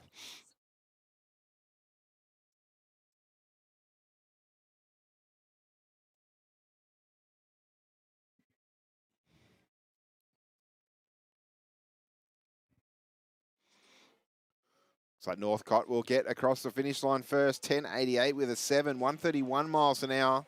And 10.62 in the airflow lane.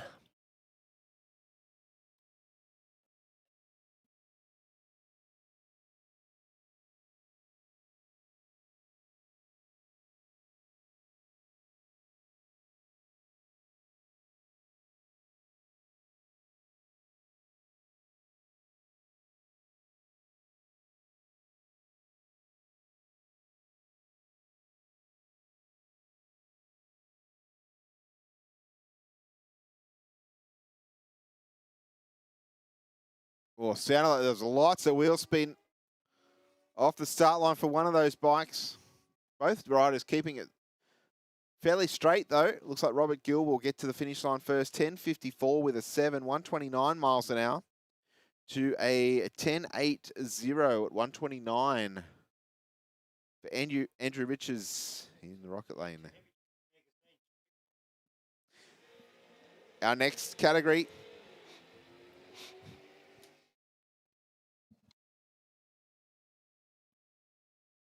is a real street. We have Con Irenios down there in the VE Commodore, the blue machine, taking on Christina Hunter in the rocket lane.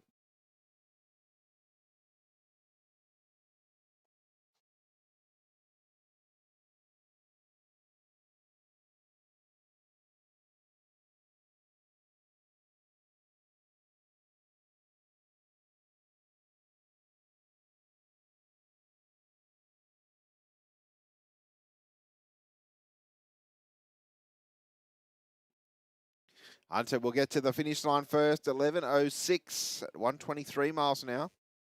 Irenios in the aeroflow lane, 12.11 at 114.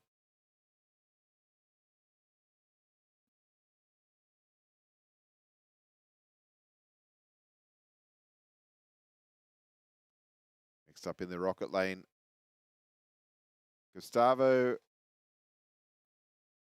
in that turbo HSV Maloo. Well, this is on a bit of a mission. Runs up through for a 9.73 with a 4, 149 miles an hour.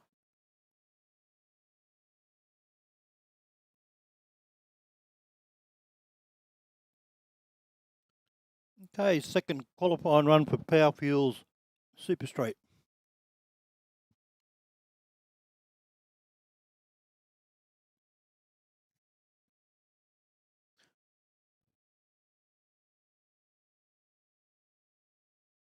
All right. 4th hour in the start line between these two on this run, John. Very even on the start line. Blaine Bull will take the win across the finish line. 11.06. 121 miles an hour. To Lachlan McCaskill's 12.50 at 108. We haven't had a triple O today, have we yet, Steve? No. No. We've had a couple of double O lights, but not a triple O. Peter Villaris for GCN Racing in the airflow lane, taking on Rob Gallotta in the Tirana. 0.38 on the tree for Villaris. 308 power in the Tirana. Goes through for a 10.47.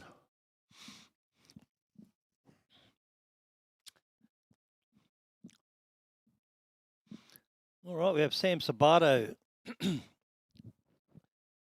the airflow lane and Martin Stevenson in the rocket lane. Sam's car launches radically. Like that. Bangs second, bangs third, bangs fourth. So much fun to drive. You can see every gear change on that rear. Yeah, the way it moves around. Shot from the rear because it's a little chirp mark on the racetrack. Yeah. Gets to the finish line at 10.95 with a 6 at 123 miles an hour.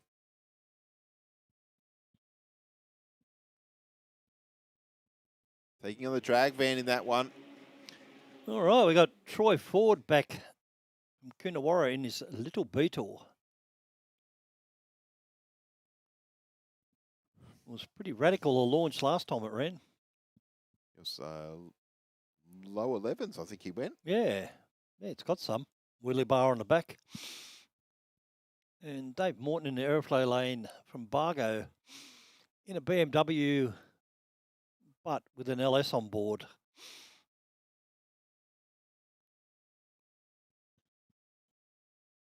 A little bit of chirping there with a V-dub. Pulls it off to the side. Good move. Dave runs through for 11.39. Obviously a little bit of a problem with the Troy Ford V-dub there. Certainly. Yeah, it was a little bit violent, wasn't it? Chattering the tyres pretty hard. There was no sympathy given to anything in the driveline on that launch. Nah. Lots of RPM, and I think something has said, I can't do it. It's like the Forby thing we did on Sunday. There was no Yes. mechanical sympathy there. No, no, no. Plenty of tail shaft spat out and pinion sheared off. And Yeah, I think we did 2 in a row at one point, and then there was a third tail shaft that I remember. Yeah. At least 3 done. Yeah.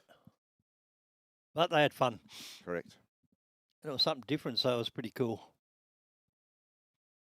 It was a quite a good event here. We're very well supported as always. 4B Nations and Truck Drags Australia.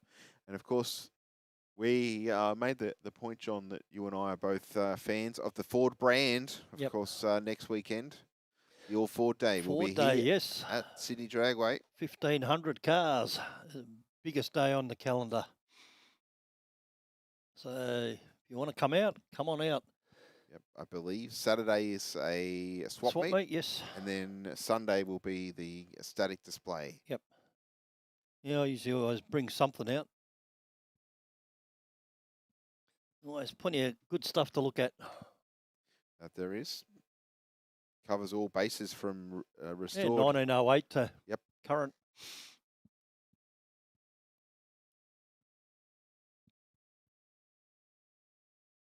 So the VW making its way back under its own power at the moment, so that's a good sign. Looks like it didn't maybe not bust nothing. Don't run them wheelie bars into the barrier.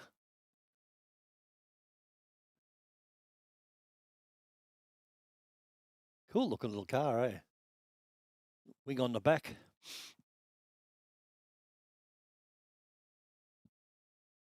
Yeah, certainly no shortage of horsepower can be made from the VW motor. Yep. At one point, the VW power plant was one of the quickest 4-cylinders in the world in a purpose-built race car.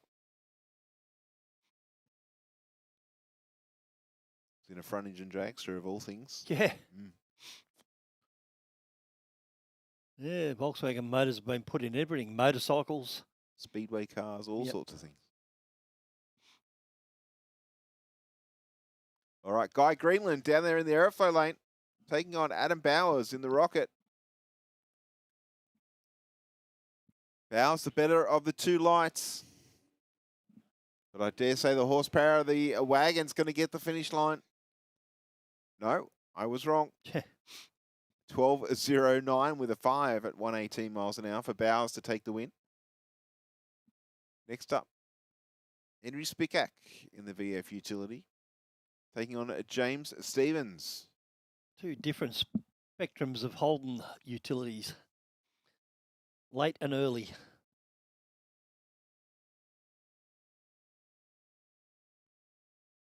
Both with LSs in them, actually.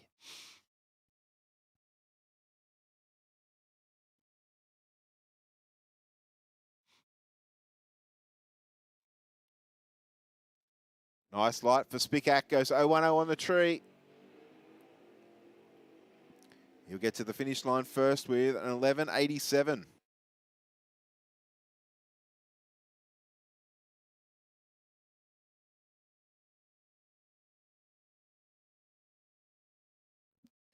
All right, Craig Warren takes on Alan Stevenson.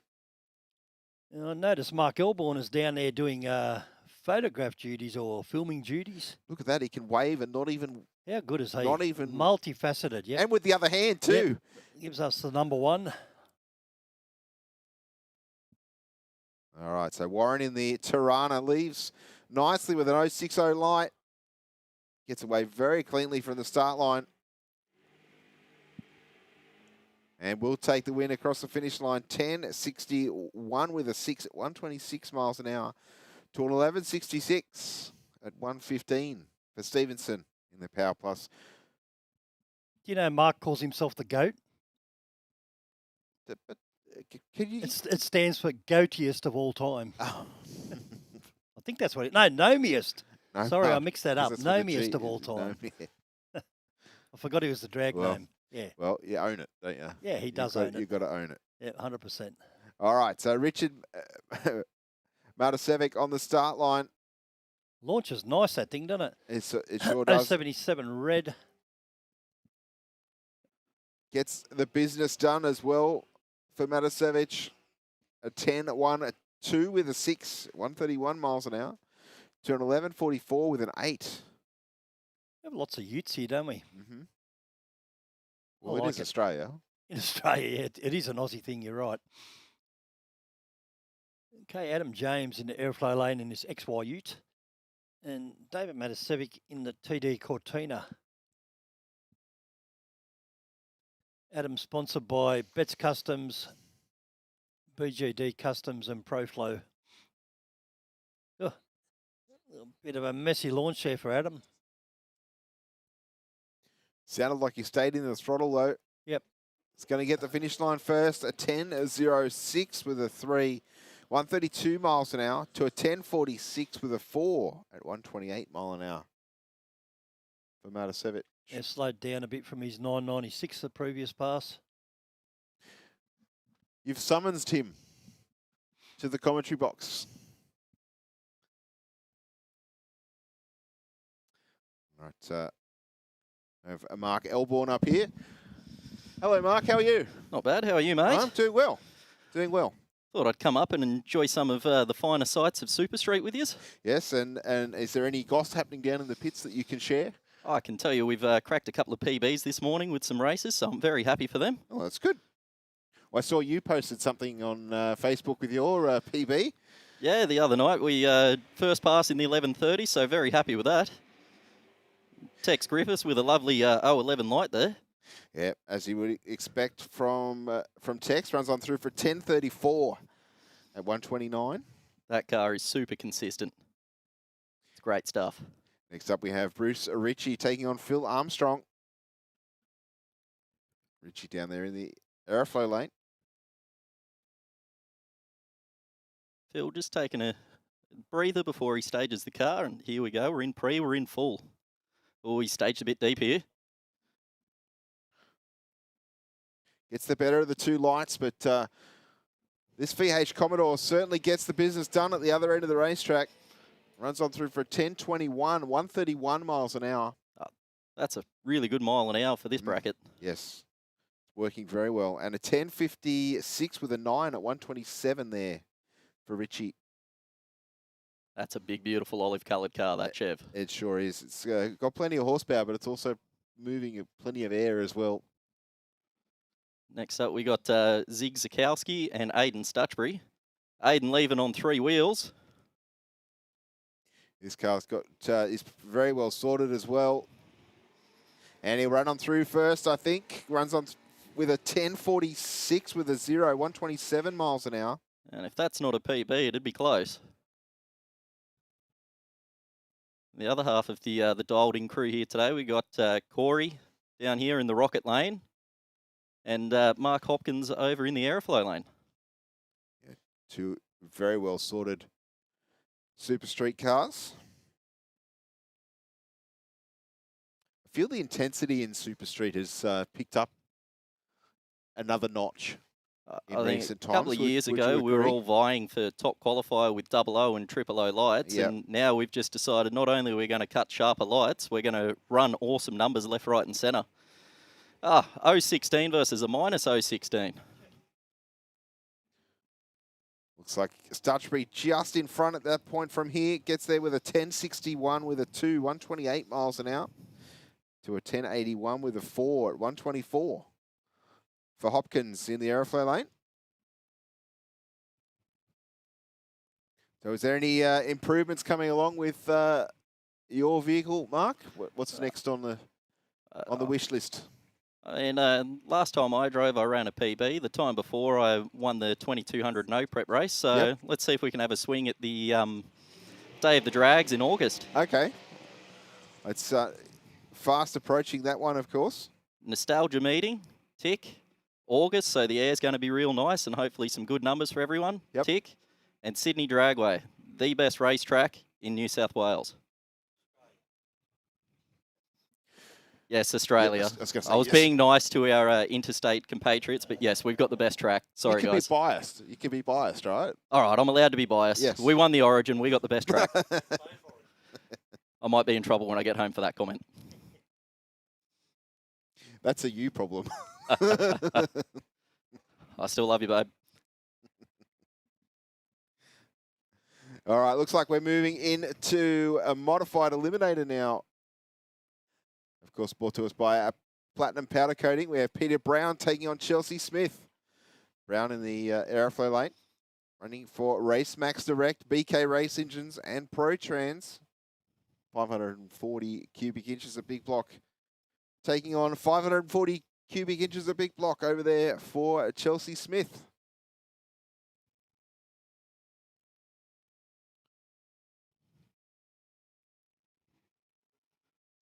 Brown's turned to red light this time. 015 on the wrong side. 072 on the tree for Smith. Good side-by-side race, though.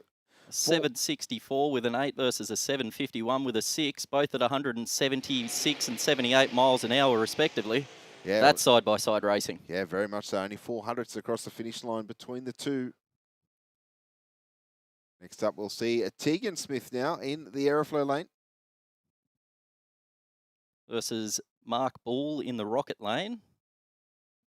We've got the battle of the big block versus the small block. Yeah, I think Tegan went 750 on the first round of qualifying.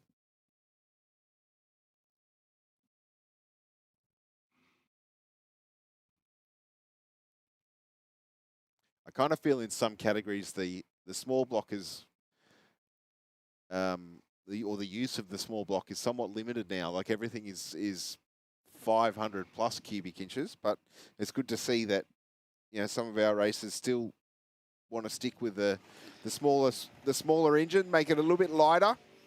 A pair of red lights there, an 014 to an 016. That's how tight we're trying to get to reach that podium there.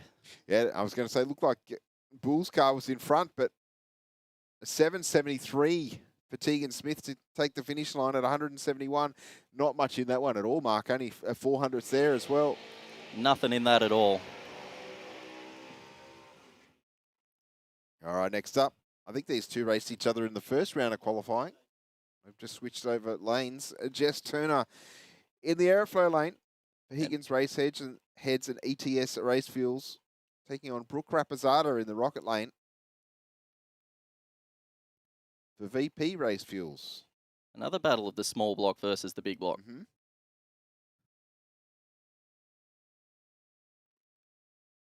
We saw just shy of 100 or just over 190 miles an hour out of Brooke Rapazada's car. That is really moving.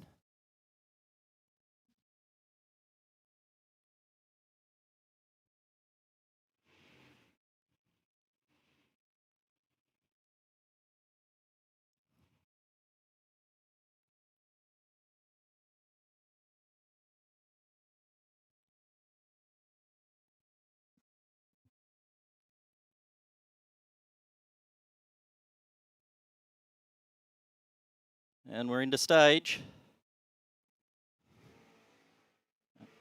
01 Knight to an 076.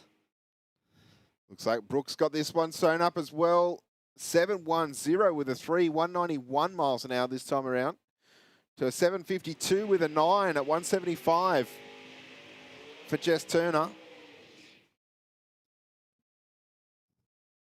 It looks like we got a solo in the rocket lane for the final pass of the category. Yeah, that's Gary Franks in the Kuiper Race Engines Ford Mustang. That is a very cool looking car. Well, John tells me that he's retiring at the end of the season, Mark, so...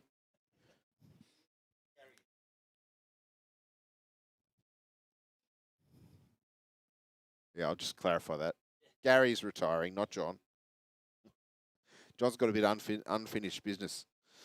I hope you don't retire anytime soon, mate. Always love to see that Cordy or the Topolino running. Gary just bring us into pre-stage now and now into full. Hiking that left front. There's a 209 on the tree. That front was up high enough I almost could have walked under it. We've gone over the finish line for a 782 with a 6 at 172 miles an hour. Yeah, nice clean pass to close out Modified Eliminator qualifying session 2. We're going to now move into top sportsman.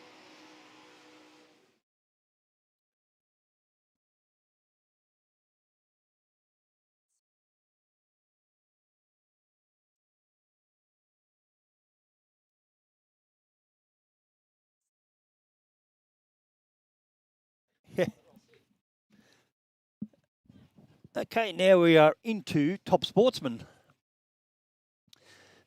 Steve's taken a little bit of a break, and I'll be doing co-commentating with the Drag Gnome. And what a man to be sitting up here with, JB. Yeah.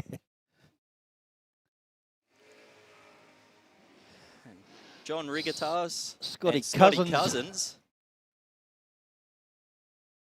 Runs a 749. Wow, 186 mile an hour. A little Dado There's no 1200 reason a coupe. car that small should run that fast. That is impressive. Now, next up in the Aeroflow lane, Elias Matter versus Lisa Sargent in the Rocket lane. Elias in the A Civil Als Race Glides LH Tirana against Lisa's positive powder coating Camaro.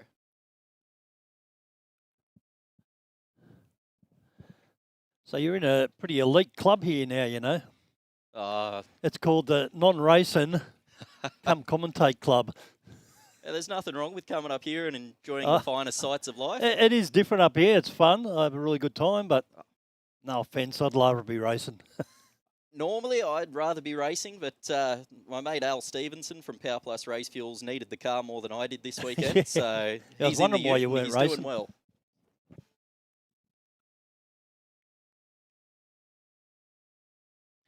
Yeah, it's real good up here, but it's better in the race car.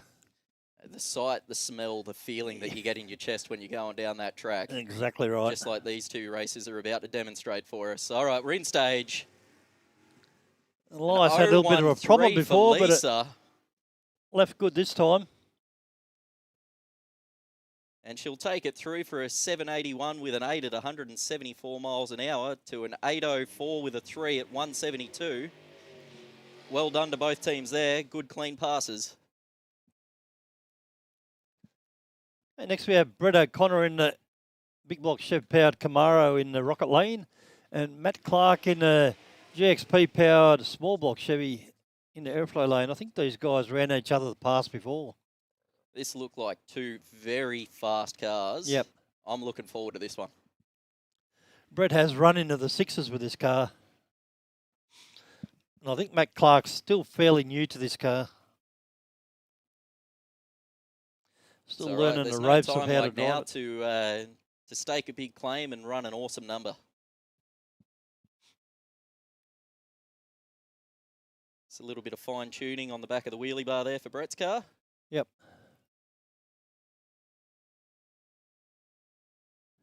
He always stages way to the left, Matt Clark. Yeah, it does look like he's sitting slightly out of the groove, doesn't it? Doesn't bother the car, but yeah, it's sort of maybe so you can see the tree. Well, is that a yeah, the left-hand car- drive or a right-hand drive? Car's still it's left hand. Yep. Oh, Oh, an yeah. 0-1-4. He does get a bit squirrely out the hit, though. He had a pretty good rattle there on the start line. You see the chatter marks. And Brett with a 717 at 190 miles an hour. Matt with a 1086 at 80 miles an hour. And next up is two of the most beautiful looking cars in this bracket. We've got Mr. Boscovich over in the Rocket Lane with the Fontana powered XA Coupe. And a friend of yours and mine, Nathan Cooper, down there Nathan with Cooper, the beautiful, good man. beautiful pink Gemini. Yep. May Nathan the had mistress serve Nathan had a you little well. bit of a not a great pass before. I don't know what happened. Oh, I hope we can get back to those 8.3s that we we're accustomed to. He normally runs. Yep. But Bosco, how cool's that thing? Yeah. Manually shifted Lenko. Yeah, 100%. I was trying to G up his daughter in Street Fighter to do dry hop. Come on, if Danny can do it in the AU, you can do it in Yeah, the that's VA. right, 100%, exactly.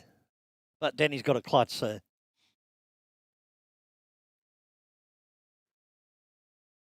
There's our little nitrous purge off Bosco. Purge and a hop. There's There the it is. hop. All part of his procedure. We've all got our procedures. Yep, got to stick to them. And we're both in pre. Cooper into full stage. Bosco into full stage. Let's go. Big shift to the left for Bosco. 019 for Nathan, 014 for Josh. Nice and close. The 759 with a 6 for Bosco at 168, and the 828 with a 1 at 163 for Cooper. That's better for Nath. That's back where it should be. He'll be happy with that. 0 light and 8 twos. Nothing wrong with that stuff. That's what we love to see. Looks like we might have a solo down here now in the rocket lane.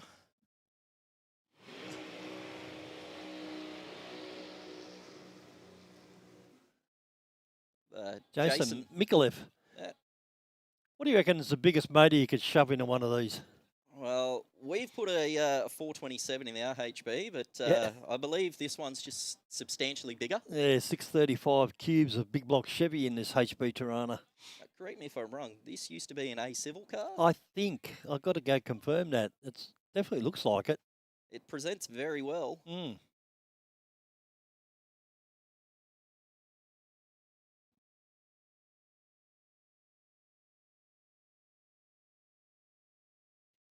Jason used to race over the road Eastern Creek days with us, making a comeback. I've seen some old VCRs of those days. Yeah, awesome days. I wish I was there. Yeah. Oh, yeah, that was messy. Left some nice tyre marks on the 60-foot for us. With an 071 light, but I don't think that's going to be a PB pass, unfortunately. You would have been pretty young in the Eastern Creek days, mate. 95. Were you born? I was born Okay. that year. Make me feel old. You're only as old as you feel, mate. And Yeah, that's so long it. as we get to keep doing this, we'll stay Yeah. young forever. Get to keep racing. Yeah, I'll do it till I can't. And then I'll come and give advice, Yeah, thanks. whether you want it or not. Yeah. Well, that brings us to the end of the second qualifier for top sportsman.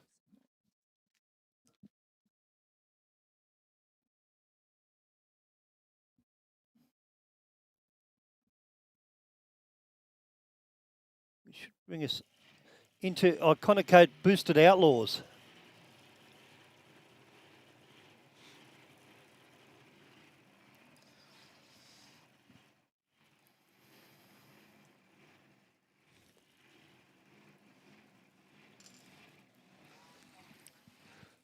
All right, we have Curtis Reed in the rocket lane. I believe he won the championship last season. Yes, yeah. Our current track champion in Supercharged Outlaws and currently the #1 qualifier today. Sponsored by Snap-on Tools and FXD Workwear, Hydrolink and AFT Plumbing. I do like the Snap-on logo on the back of the crew shirts out there. Yeah, it looks good, doesn't it?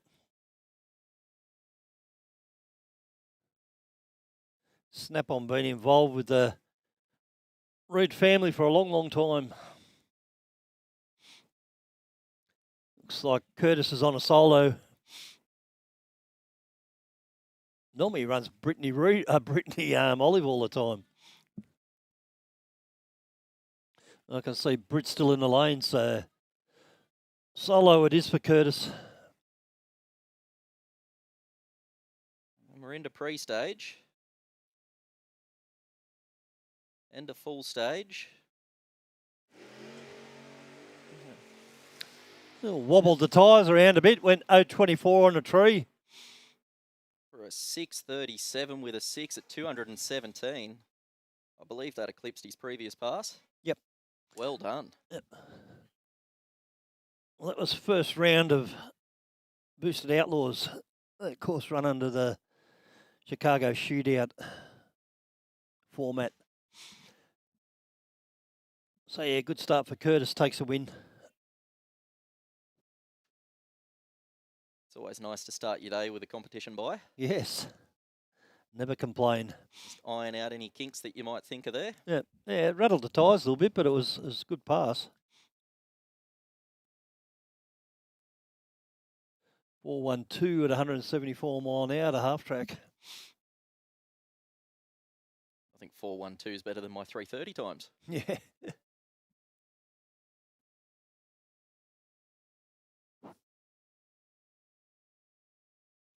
Okay, we're just waiting on the rest of our Outlaws competitors roll under the tunnel. So you're going to run Day of the Drags, you said, Mark? Yeah, I'll be here. Are you going to be here, mate? I'll be here, Carlos again, but... So long as you don't bring that dirty R word for rent with you, we'll be No, fine. no, that's for the Bangers and Mash meeting. I hope I'm here for that one. I hope to see you dancing it down the top end, mate. That's the plan. We'll see how we go. And then bring the Cordy back out for the last 2 track rounds if everything goes to plan. But you never know with plans, do you? I don't make them anymore. No. Because they just don't eventuate. Exactly. But as a proud Holden man, that is a beautiful Cortina you got, mate. Thanks, buddy. Nearly as old as its owner. And I think the older the car, the better they look these days anyway. Yeah. The current trend of painting them charcoal coloured and one coloured, I mean... Are you picking on my hand-painted car there? No, I'm not.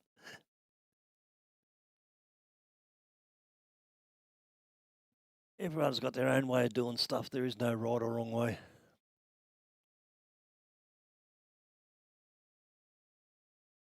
I think there's no wrong way to do it so long as we're all having fun. As long as we're all racing, that's the important part. That's it. You get your stuff out here and run it, you deserve a medal. I've seen some good cars coming out here on a Wednesday night recently too. Yeah, so. apparently. Isn't there like a dial your own bracket now on Wednesday nights? We're having a dial your own comp night this Wednesday night, actually. Okay, sponsored by my company, Power Plus Race Fuels. Beautiful. Who can be eligible for that? Anyone or? Anyone, I believe, so long as you don't go under the Wednesday night cutoff of 8.5. Okay, yep. So come out, have some fun. Yeah. Take my boss's money. Should bring my Effie out. Absolutely. Run some 18s. Why not? Everyone is welcome. That's it. All right. Got the fire up signal. We have Brittany Olive in the Rocket Lane and Gareth Rogers in the Aeroflow Lane. We got a Gareth in 650 his dial in for Gareth and a 616 for Brittany.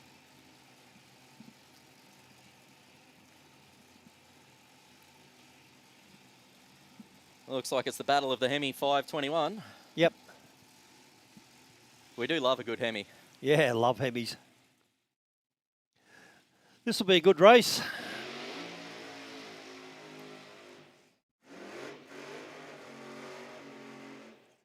Britt didn't really make it down the track last pass, so I guess they've picked a number because his car has run that before. I'd like to see 2 clean passes here, good lights, and yeah, may the best drags to win when we hit the top end. Yep. It's going to be tied, a 650 to a 616. If both the cars run their number, it could all come down to who leaves the line the cleanest. Yes, that's right. Start line is so important to get a good reaction in every single part of drag racing.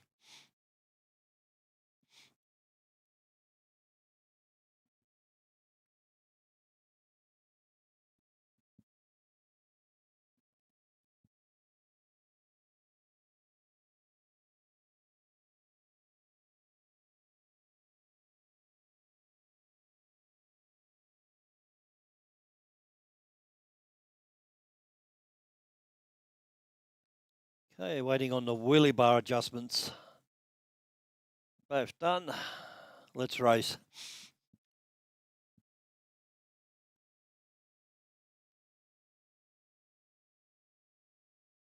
And we're into pre-stage. Who's going to bite the bullet first? Brittany's in. Gareth's in. Oh, red light for 51 Gareth. red, Gareth. 051. And Brittany's taken it through the Goes- top end at 6:05. That's a number. Yeah. Well done. She broke out, but doesn't matter with the red light in the other lane. 6:05. Looks like they're very happy with that. And they should be. Well done, team.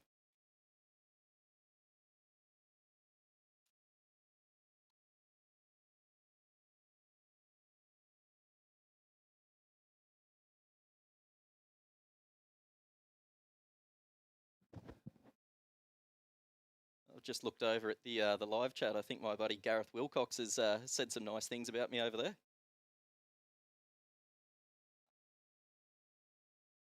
I think that's very nice of you over there, Gareth.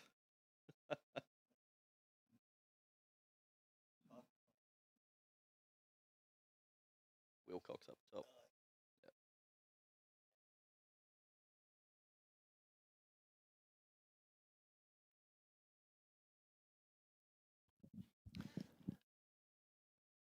Gareth, I agree. We should get him back more often.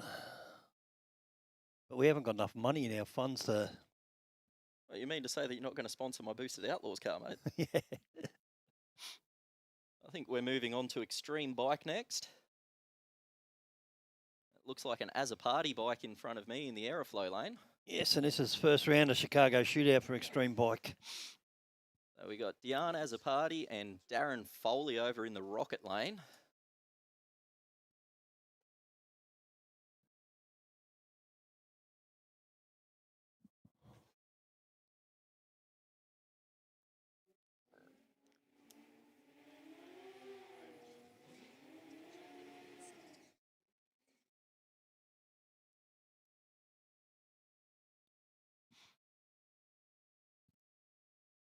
Both on the Suzuki Hayabusa. Interestingly, one's a 1299 CD and the other's a 1300 cc. Yeah, 1cc between them. Would you ride one of these? I like to think I'm brave. I'm not that brave. Yeah. They got to be intense, don't they? And that's why I take my hat off to anyone that will do this. Yep.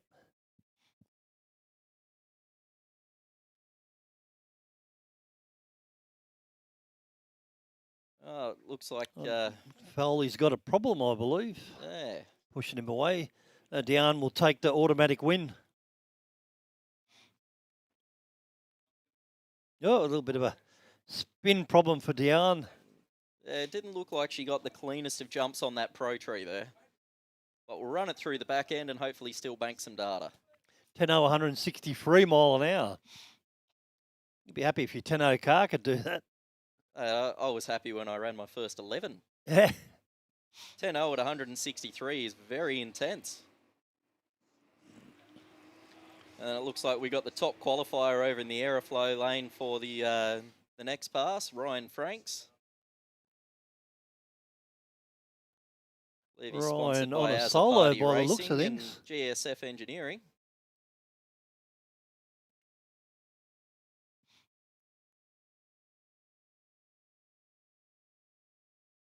And just go through his procedure, set the car right, the bike right, and then we'll go to full stage. Oh, Big swing hunts to the the centre centre line. line. Moves his boots so he Good doesn't save. get the code. Good save. Yeah. Keeps that block intact. I'm sure our track staff would be very happy about that. Yeah. I think Steve's going to give us a replay here on our big screen. Launches right. And lift the boot. Oh. Saved it. Close. Good riding, Ryan. All right, that brings us in a second qualifier for Super Sedan.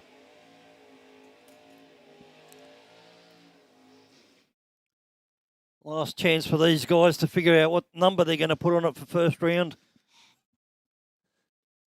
They have Adam Hunter in the Rocket Lane in the XD Falcon and Jared Tyrell in the VK Commodore in the Airflow Lane. That's a tough looking VK. Yeah. I haven't seen much of this Falcon, but it's got a Adam's Windsor been on racing board. it a It few should be good. seasons now. Yep. We're in pre-stage.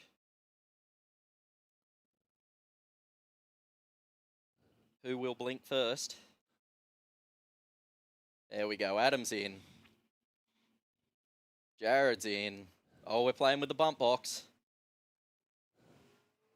0.55 for Adam with a 2.62 for Jared. And we'll roll through the top end for a 9.01 at 153 for Jared and a 9.38 at 142 for Adam.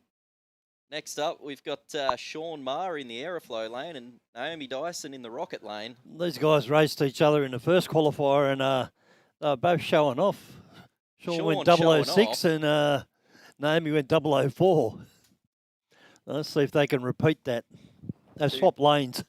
Two very accomplished races in their own right. Yes, absolutely. I think Sean's won just about everything that you can win. Yes. And Naomi's second in the track championships at the moment on points. She's taken it to him. Yeah. That's what we love to see. Yeah, absolutely.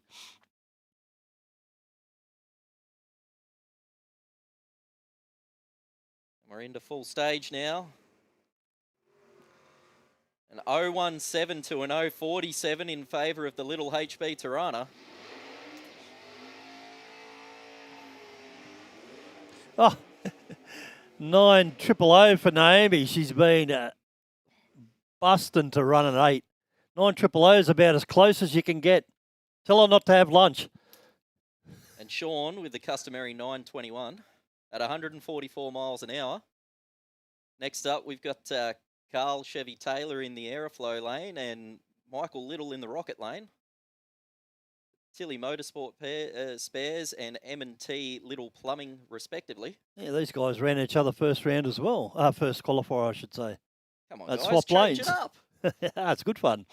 I got to say, that bubble top's a very nicely presented car, isn't it? Absolutely, and a super tough racer, both sides of the tree. Oh, I've watched Mick race many times, and yeah, he's not going to die wondering. Hard to beat. And both these guys are so super careful staging.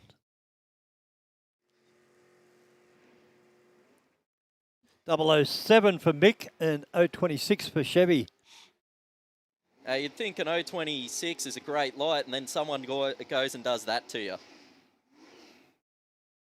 We run on through for a 9.29 with a 2 at 143 for Mick and a 10.09 for Chevy.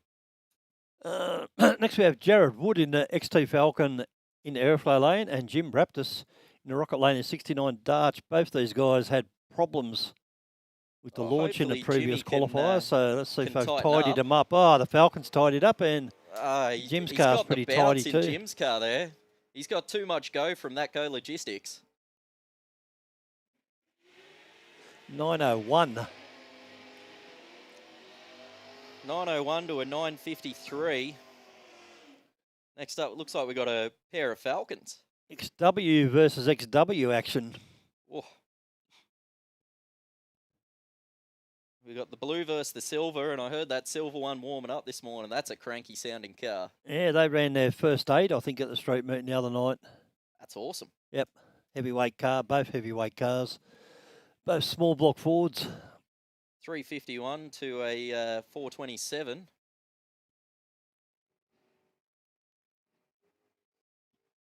.004 for Plessis in the wrong direction with an 088 for Simon. Running it through for a 9006 to a 952 at 139 for Plessis.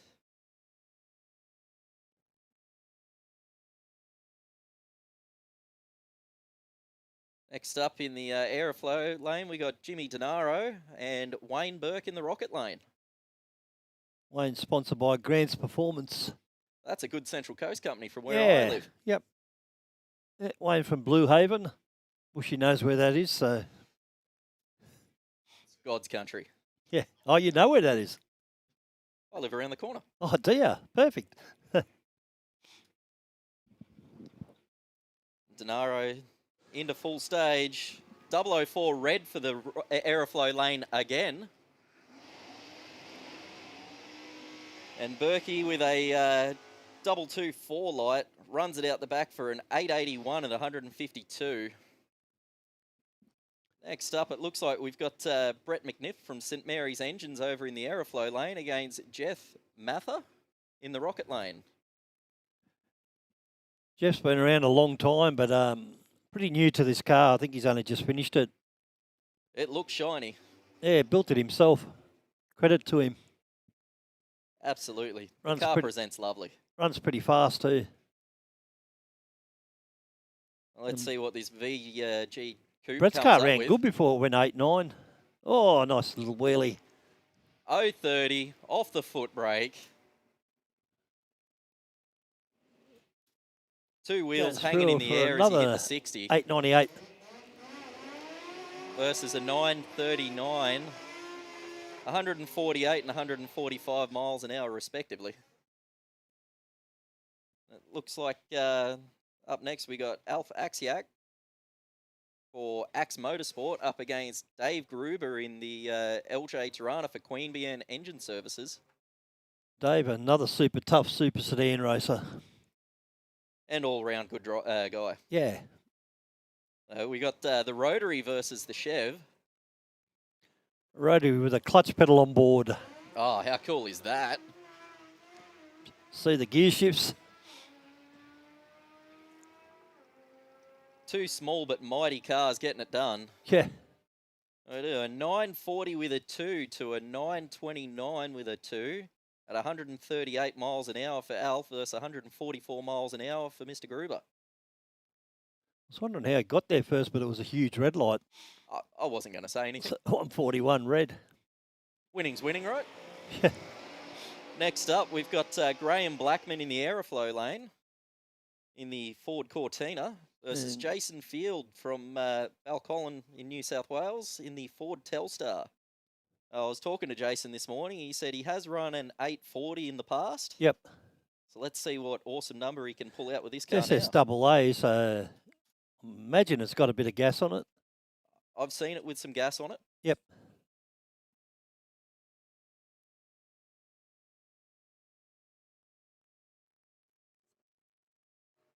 .055 light for Graham Blackman, 165 a light for Jason Field. Jason drives away and runs a 9060.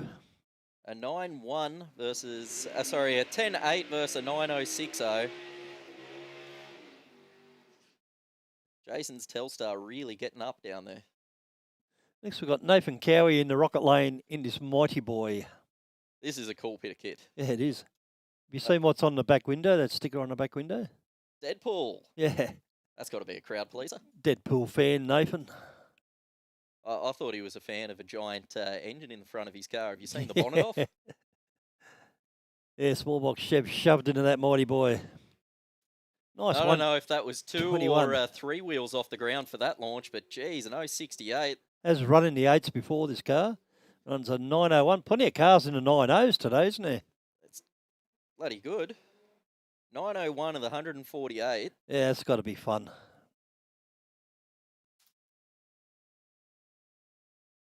Next up, it looks like we've got a licensing pass going on over in the Aeroflow lane. Yeah, we weren't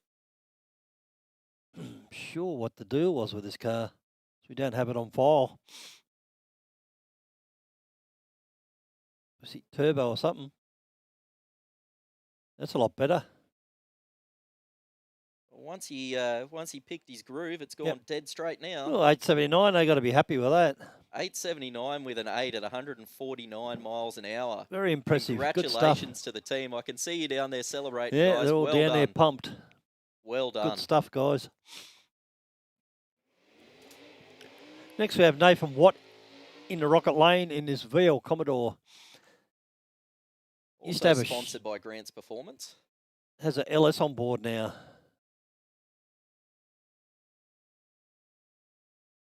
Grant's standing there behind the car, actually.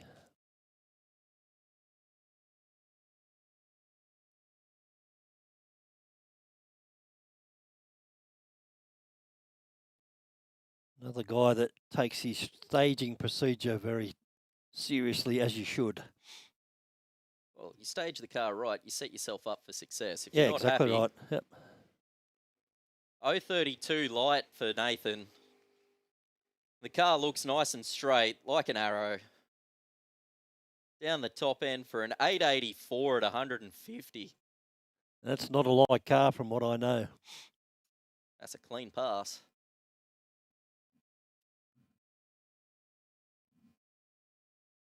Looks like we might be up to Junior Dragster next. Yep, second qualifier, excuse me, of Junior Dragster.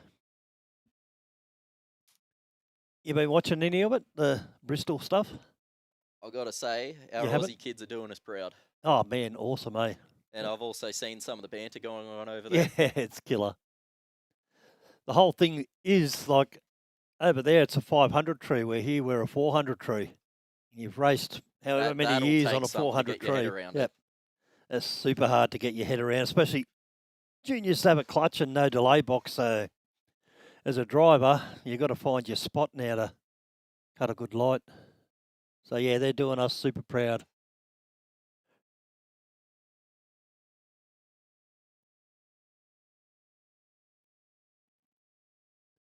Okay, we're just doing a track reconfigure for the juniors.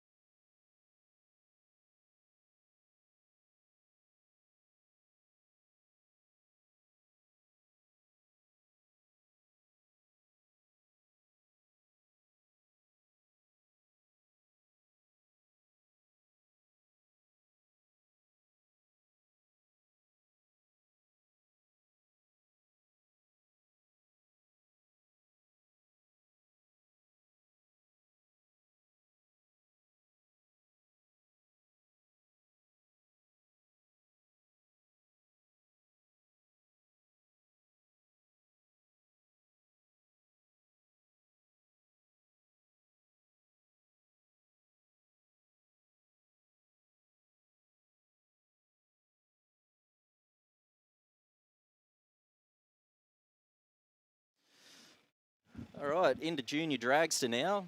We've got Cordell Di Maria in the Aeroflow lane and Lucy Hamilton in the Rocket lane. And we're underway. We've got a 184 for Di Maria to an 083 for Hamilton.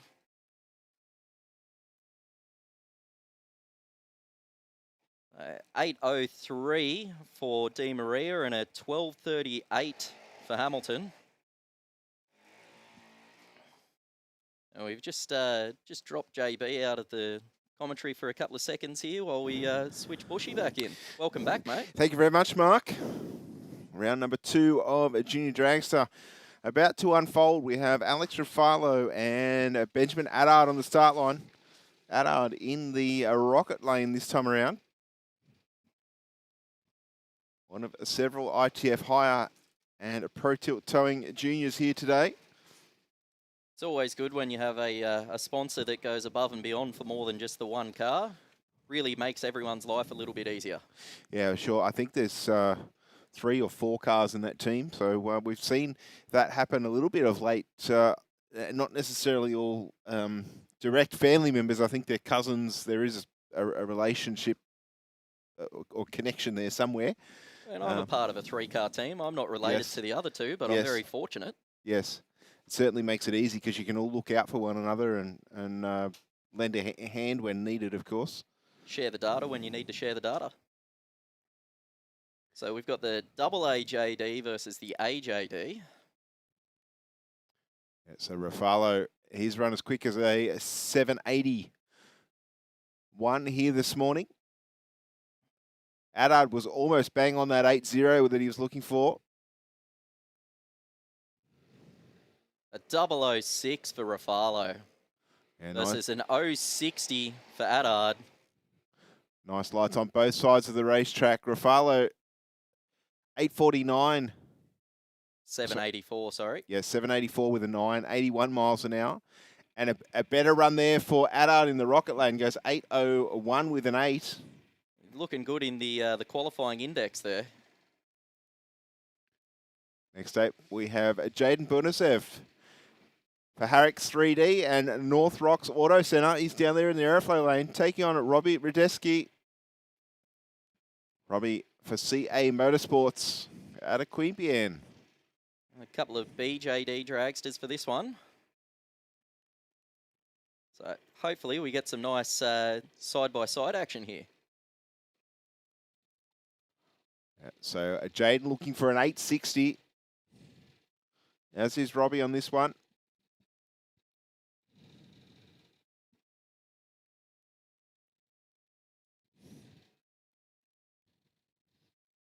Just edging into stage over here in the rocket lane.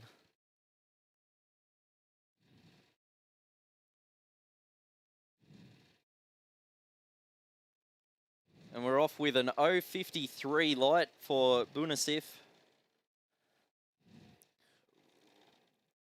Running it through for an 868. Robbie, unfortunately, I think was timed out. Yeah, not sure what happened there on the start line there for Radeski. I thought he was in stage, but yeah, just didn't move, hasn't moved forward, and unfortunately no time recorded. So he'll have a little bit of an uphill battle here this afternoon. He'll have to pick a dial in off the first round of qualifying. I hope that data in the first round was good. Yeah. Well, Bunisev, he improved his ET closer to that 860. Our next pair up at the start line already. We have Macy Watts in the aeroflow lane.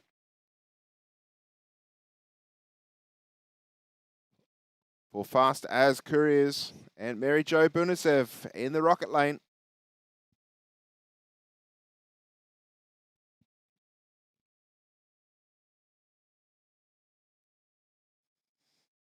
The aeroflow lane goes 0.64 too soon.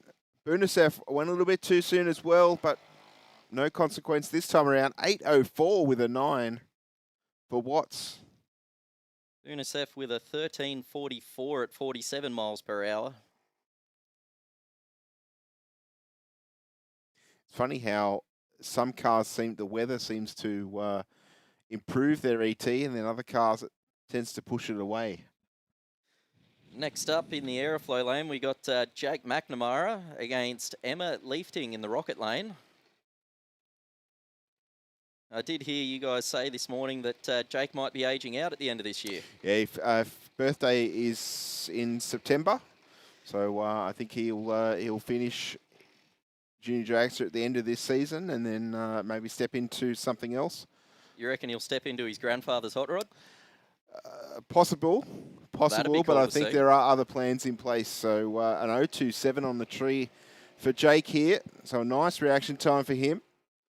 To an 0.116 on the other side of the tree there. Sorry, not an O, just a 116 on the other side of the tree.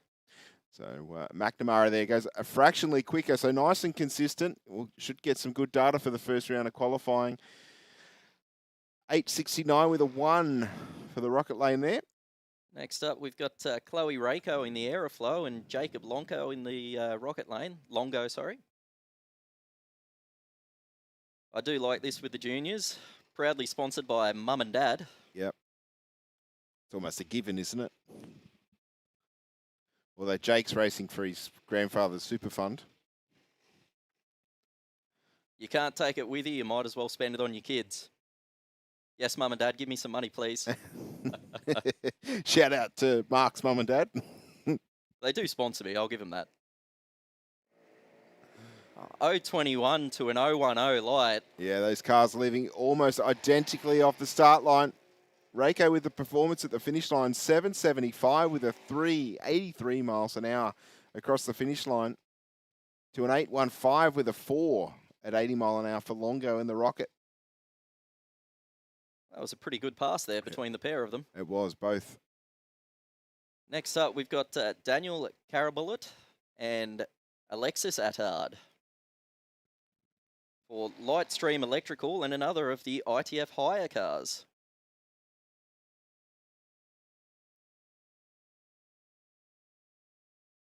Alexis also has low fabrications and pro tilt towing on board. Our 2025 runner-up in the track championship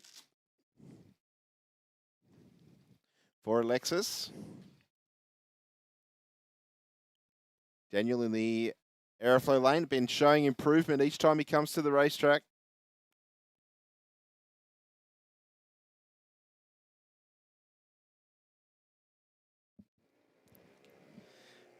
We're going a 102 to an 077 light there in Attard's favour.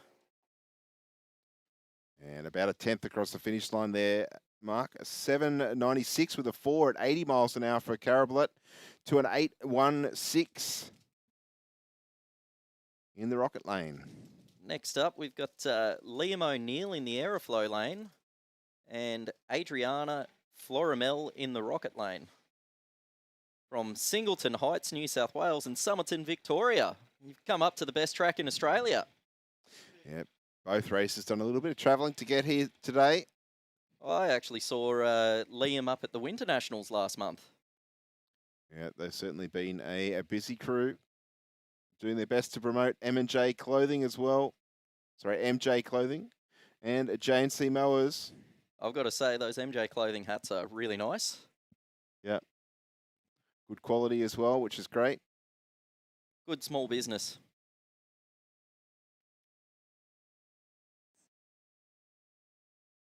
Florimel racing for Road Warrior Trailers. And Mum and Dad, tyres now and the Moto Works. Liam just bringing us finally into stage and an 021 light to a 198 light. Nice reaction time for O'Neill there. Goes 8:60. 8606 on an 860. Yeah, so only 6th hour over. I think that's quite good. Yeah, I'm certainly not in control of making the decision, but I think that's as close as we've seen to the index so far. I think if the air stays the same, that'd be a good dial-in. And a 13.0 for Florimel in the Rocket lane. Next up in the aeroflow lane, Marcus Princey versus George Terracullas in the Rocket lane. Yeah, George racing for Brick and Go Bricklaying. Been out here at Sydney Dragway on a number of the test days, private hires, that sort of thing. Been doing plenty of good runs, and very consistently that 030 light range seems to be where he's happy at. Because I mean, as good as it is to go 00 something, I think you're dancing with danger a little bit there if you chase that every time out. We've gone an 064 to an 069 light. Fantastic reaction times from both races. 8.93 with a 0 for Terracullas in the Rocket lane. To a 12.27 with a 2 in the aeroflow lane for Princey.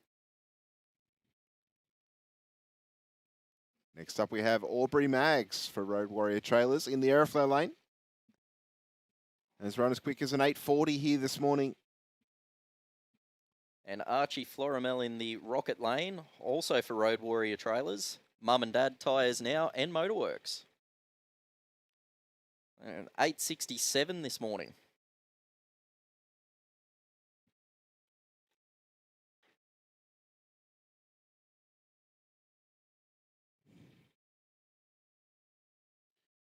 Good to see both competitors travel from Victoria to be here today.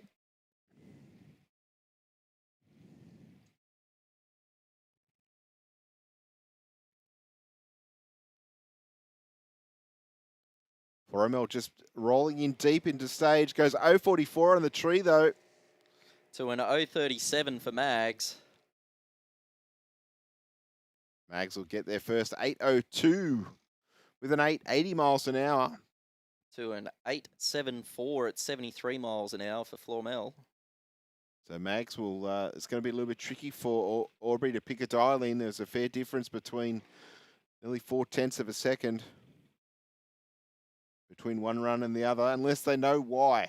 That's the key. If you know why, absolutely. Yeah. If you don't know why, that is a headache that none of us love to have. No, especially when you're talking dial your own racing.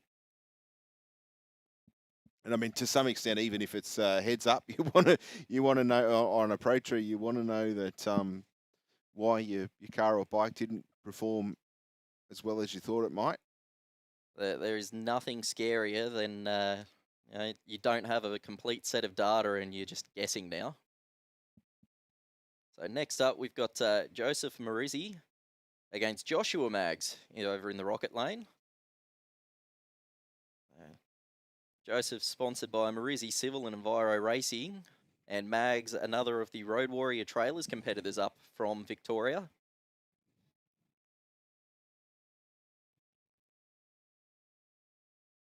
Rizzy very shallow into stage there. We see that bottom white light just flickering. 150 light for Marizzi to an 019 for Mags. The 779 with an 8 at 84 miles an hour for Mags. So he backed up by 5 thou off the previous run. How good is that? 779 with a 3. Marizzi a 1309 at 51 miles an hour.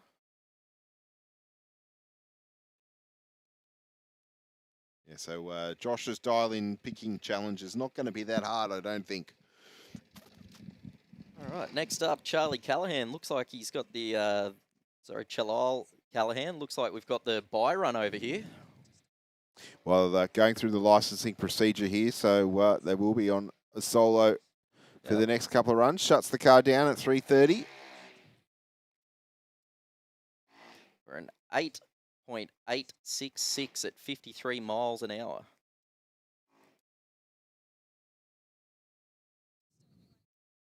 Went 1.7 seconds to the 60 there. It's nearly quicker than me. I was going to say, so that's equivalent to, what did you run? It was 11.3, wasn't it?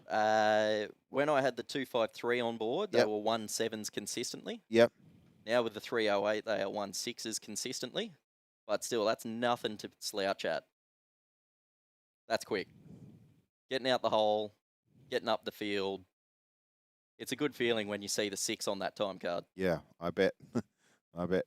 Next up in the Aeroflow lane, Amelia Rottenbury from Picton, New South Wales for MLJ Construction. And so Amelia also going through licensing procedure. Runs out the back door this time around. 8.22 with an 8. That's 77 miles an hour. Yep, so good speed for Amelia. Looks like we've got another licensing pass over in the Rocket Lane. It could be Edith Mags stepping up to B Junior Dragster. She did go as quick as a 9.69 in the first round of qualifying. Hoping to see if we can crack an 8 on this one. Another of our Victorian competitors, sponsored by Road Warrior Trailers. Yeah, I think that Road Warrior trailer for Jason Maggs, Edith's father down there, would be fairly tightly packed, although it is a fairly decent sized trailer.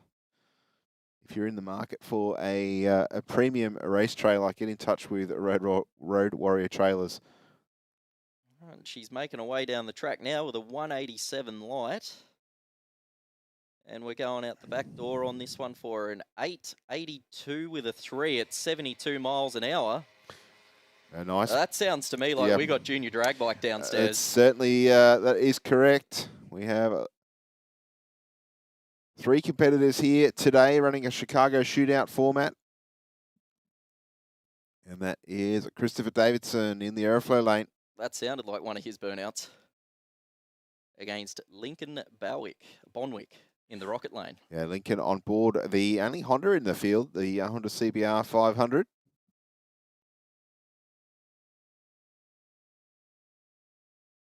Christopher got that elbow way up in the air, ready to crank it down on the throttle.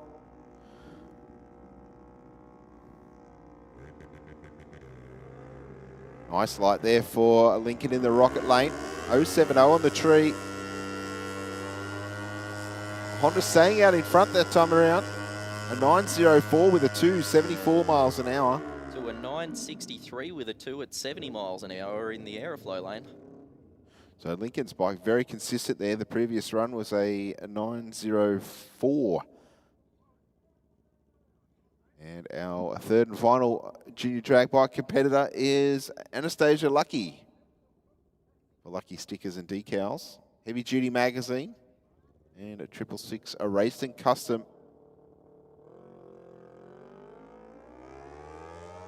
She's gotten out with a 334 light, but it sounds like she may have had a bit of an issue with the throttle there. It seemed to get to the gear change and maybe didn't want to go into gear properly. Not 100% sure there, but 11.56 at 67 miles an hour. Not her preferred ET, but as I said, they'll be racing on a Chicago shootout format. The next time we see them. Well, I'm going to have to love yous and leave yous and go down and see my beloved ute and my friend Alan driving it. But thank you very much for your time. Thank you very much for coming up, Mark. I really appreciate your help today.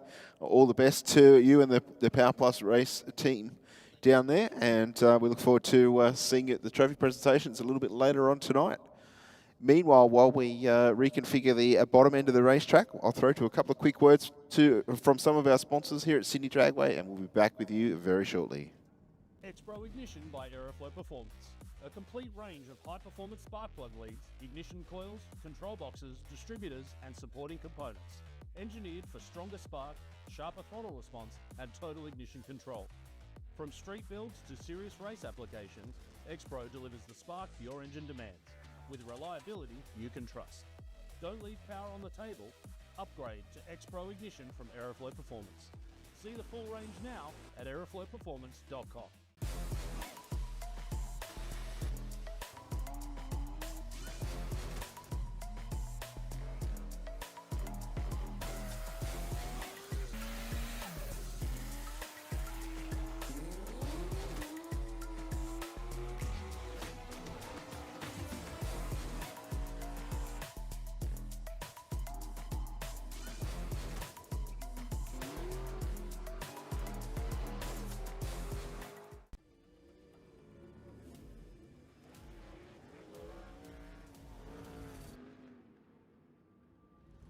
This incredible drive to succeed.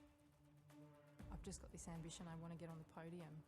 I think there's a lot of people that have an older mentality and don't think women belong in motorsport, and that's one thing I'd like to prove a lot of people wrong. It's you in the car and it's your ambition and your drive to win. As soon as that helmet goes on, that's it.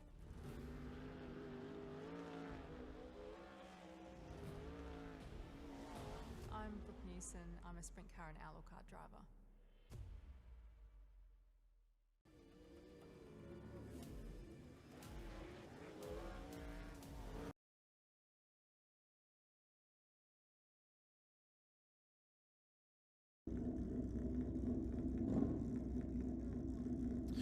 All right, into the second round of qualifying for a modified bike. And we have on track right now Jimmy Jock Stewart and Jesse Barnes. Jimmy Jock in the airflow lane this time around. Jesse, our current track champion. Both races going red on the start line. An 014, the better light for Barnes, but Jimmy Jock with the performance across the finish line, 886 with a 2, 149 miles an hour. And Jesse Barnes there, 917 with a 6 at 144.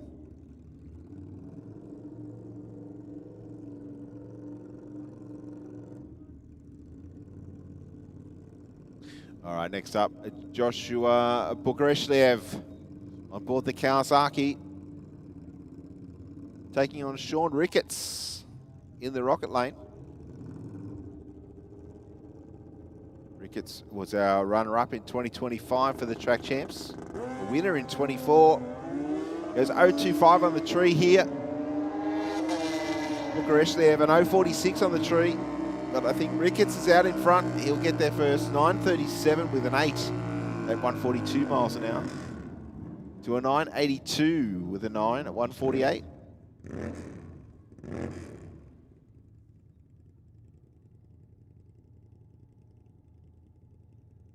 Next we have Albie Davidson into airflow lane and Angela Phipps in the rocket lane. Angela had a problem with this bike last qualifier. They pushed it away, so let's see if they fix their problem. We'll find out in about 30 seconds time, I reckon, John. Yep. So this is Q2 for modified bike.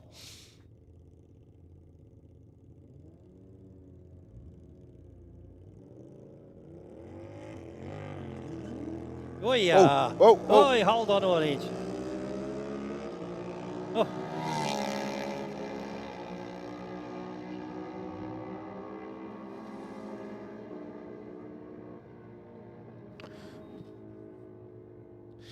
All right, so that certainly would have got Angela's attention. A 12:03 at 116 miles an hour for Davidson in the airflow lane there. Snake mark on the start line. Yeah, as I said before, I knew she was trying a new two-step setup on the launch. Yep.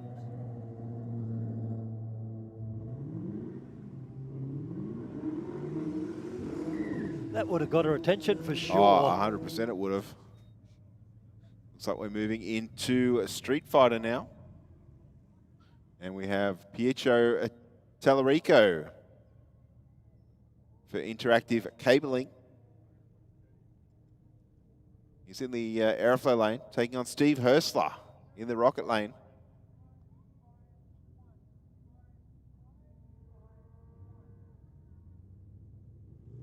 Jedda's HQ sponsoring Street Fighter. 075 on the tree for Hersler. The green machine out in front. Gets there first, 13:33 at 104 mile an hour. To a 14:52 for Tallarico. Next up we'll have Sean Dartnell and Christopher Varillas. Dartnell driving the motor oil store backed I-30 Hyundai. And Varillas on board the G6 Falcon. Sean takes the start line 052 to a 253 from Christopher. And a 16:28 with an 8 for Dartnell across the finish line to a 14:62 for Varillas in the rocket. Next up we have Ethan Simmons and Nicholas Varillas.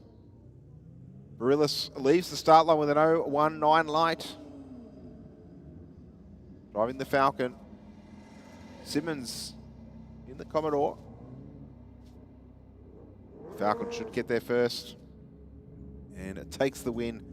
14:64 with a 1, 94 mile an hour to a 15:73 with a 9 for Ethan Simmons. Next up, Jack Cowie and Patrick Giddens to do battle. Cowie in the airflow lane and Giddens in the rocket.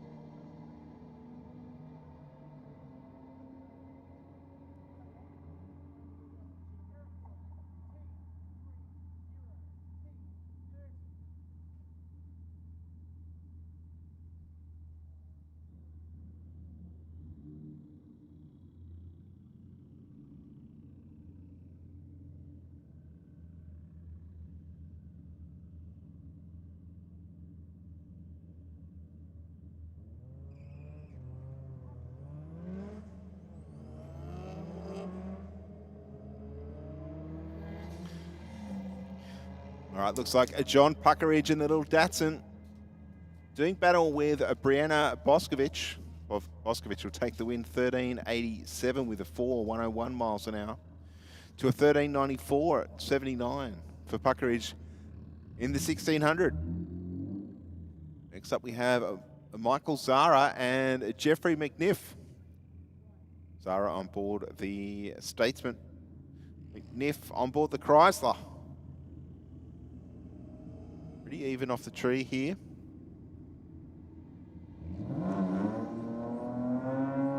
Looks like the Chrysler has the performance advantage, working its way to the finish line.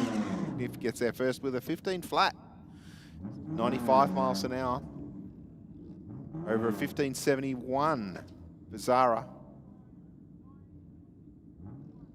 Next up we have Jaden Mellum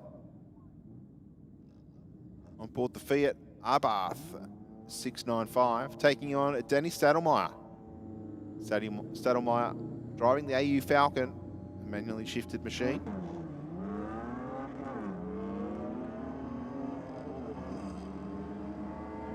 Mellum goes fractionally too soon on the start line. Looks like the AU Falcon will get there first. 13.57 with a 101 miles an hour. And the little Fiat 17.0, 60 miles an hour this time around. Our next pair is Glenn Garlick and Glenn Featherston. Garlick in the aeroflow lane for OG Mechanical Repairs, Jay's Custom Fabrications as well. 092 on the tree.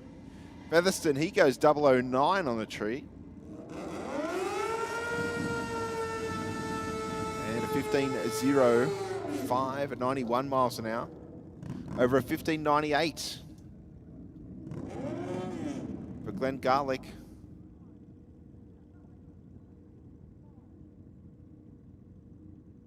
Next up we have Adrian Watson. We're moving into street bike now.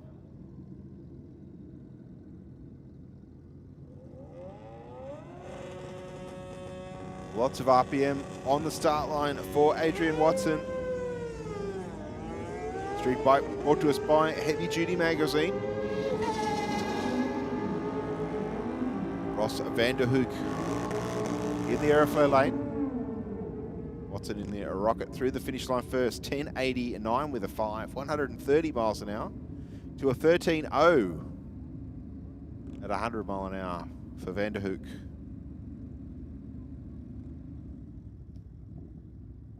Next up in the aeroflow lane, we have Joshua McDonald on board the Kawasaki.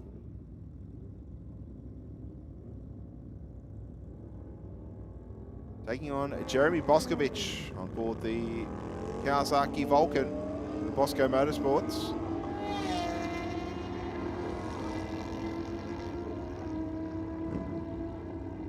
McDonald gets there first. 10.47 with a 7, 145 miles an hour to a 14.67 for Boscovich in the rocket lane. Next up we'll see Colin Northcott on board the Ducati in the aeroflow lane. Colin's going to do a battle with Bianca Azzopardi. Azzopardi for Hardcore Lawns and Azzopardi Racing.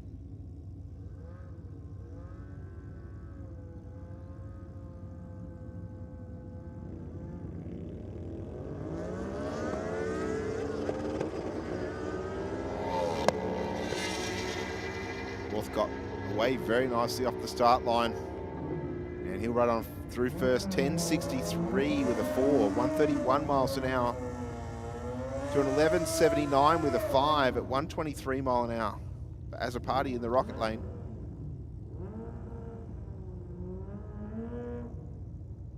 Next up we'll have Robert Gilb and Andrew Riches to do battle.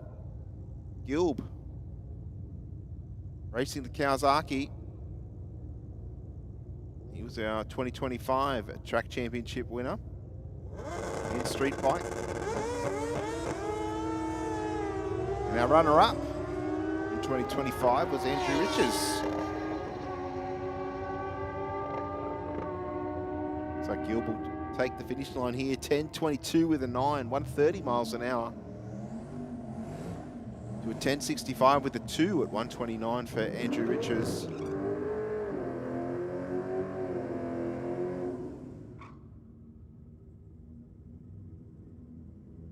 And looks like we're moving into Real Street now. And we're going to see Christina Hunter racing for Pro Draw Design and her father, the VT Calais, taking on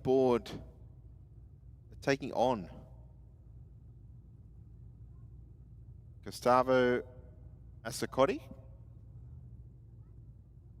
This turbocharged HSV Maloo making plenty of horsepower, that's for sure. Goes 0.93 on the tree, 1.4 to the 60. On through the finish line, 9.28 with a 0, 152 miles an hour. Thank you very much. To an 11.09 at 123.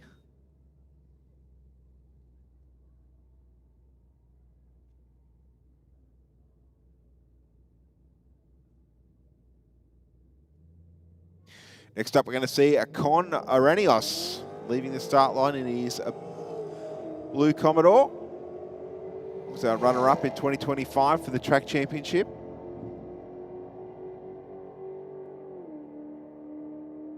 He'll run on through for a 12.03 with a 9 at 114 miles an hour.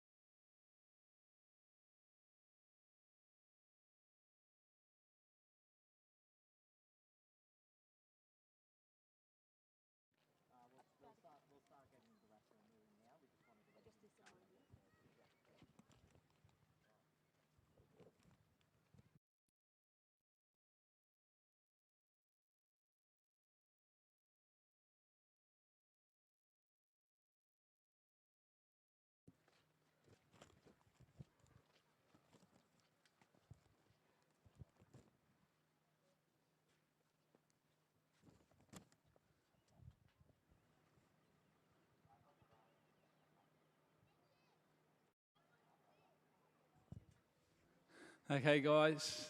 We're going to spend time just remembering Tim, known to a lot of the officials in the racing community as Tim. And I'm going to talk a bit about Tim. Tim was drag racing for almost 30 years and over. Tim was the state champion in modified class 3 times. He was the national technical director for IHRA, and a bloke that you could just talk to anything about and he'd be able to tell you anything about racing. He had a passion for racing and for the community that he served, and the best way he knew to keep in the loop or to keep with the racing community was to become the director of IHRA. My recollection of Tim is that he approached his racing with the same compassion he did when he talked to people about the technical part of racing, the ins and outs of racing, and he knew the back car to the front car. He could talk to you about anything about racing. We remember Tim as a great bloke and a bloke that just had time for everyone. So as we come here today to remember Tim and his contribution to the motorsport community, I'd like you to just bow your heads, take your hats off, and we're just going to spend a minute's silence just remembering Tim, and any thoughts you got or any way you remember him, just take that time.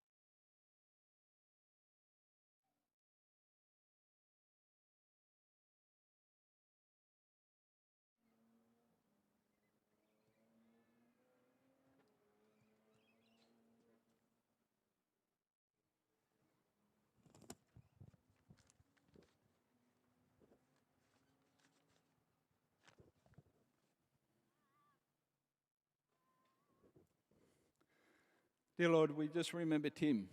We remember his contribution to the drag racing community. We remember his enthusiasm and his love for racing.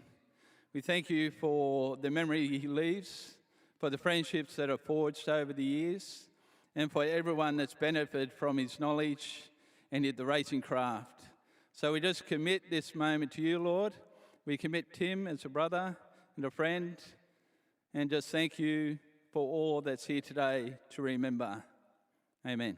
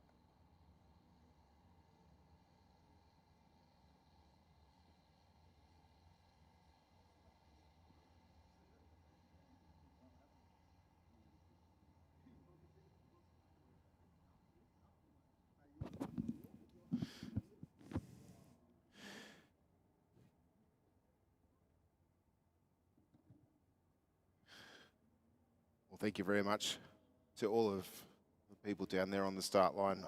Thank you very much to Tim and his family for all the effort that they put into Australian drag racing throughout the time. Those of you that wish to join in Tim's celebration of life, his funeral will be held here at Sydney Dragway on Monday, the 27th of July at midday. So if you'd like to come along and join us, please feel free to.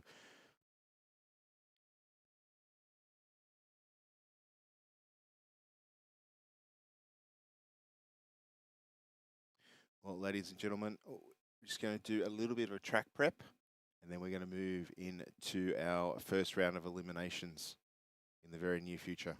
John and I will be back with you very, very soon. You can spot them from a mile away. The ones who run Mickeys. They don't blend in. They don't back down. They build bigger. They drive harder. They win. Mickey Thompson isn't for everyone. It's for those who refuse to follow and choose to lead. Running Mickeys means something. It means you're part of a movement. Builders, racers, rebels. People who defy limits. Who set trends, not follow them. Who don't ask for permission. You want grip? You want guts? You want glory? Then you want Mickeys. Because if you're not running Mickeys... X-Pro Ignition by Aeroflow Performance. A complete range of high-performance spark plug leads, ignition coils, control boxes, distributors, and supporting components. Engineered for stronger spark, sharper throttle response, and total ignition control. From street builds to serious race applications, X-Pro delivers the spark your engine demands, with reliability you can trust. Don't leave power on the table. Upgrade to X-Pro Ignition from Aeroflow Performance. See the full range now at aeroflowperformance.com.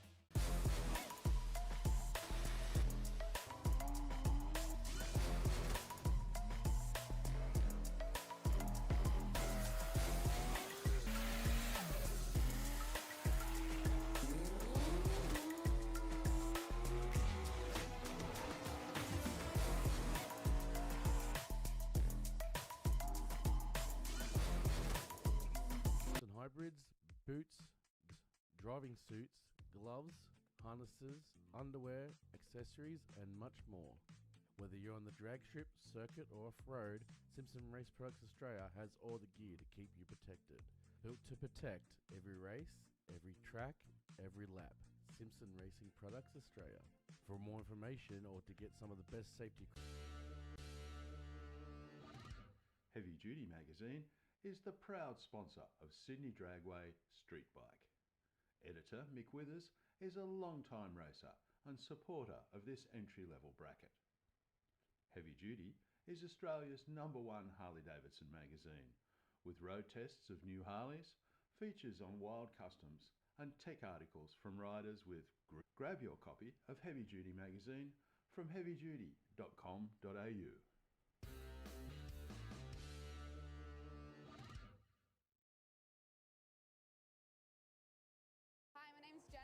Team coordinator for Volante Rosso.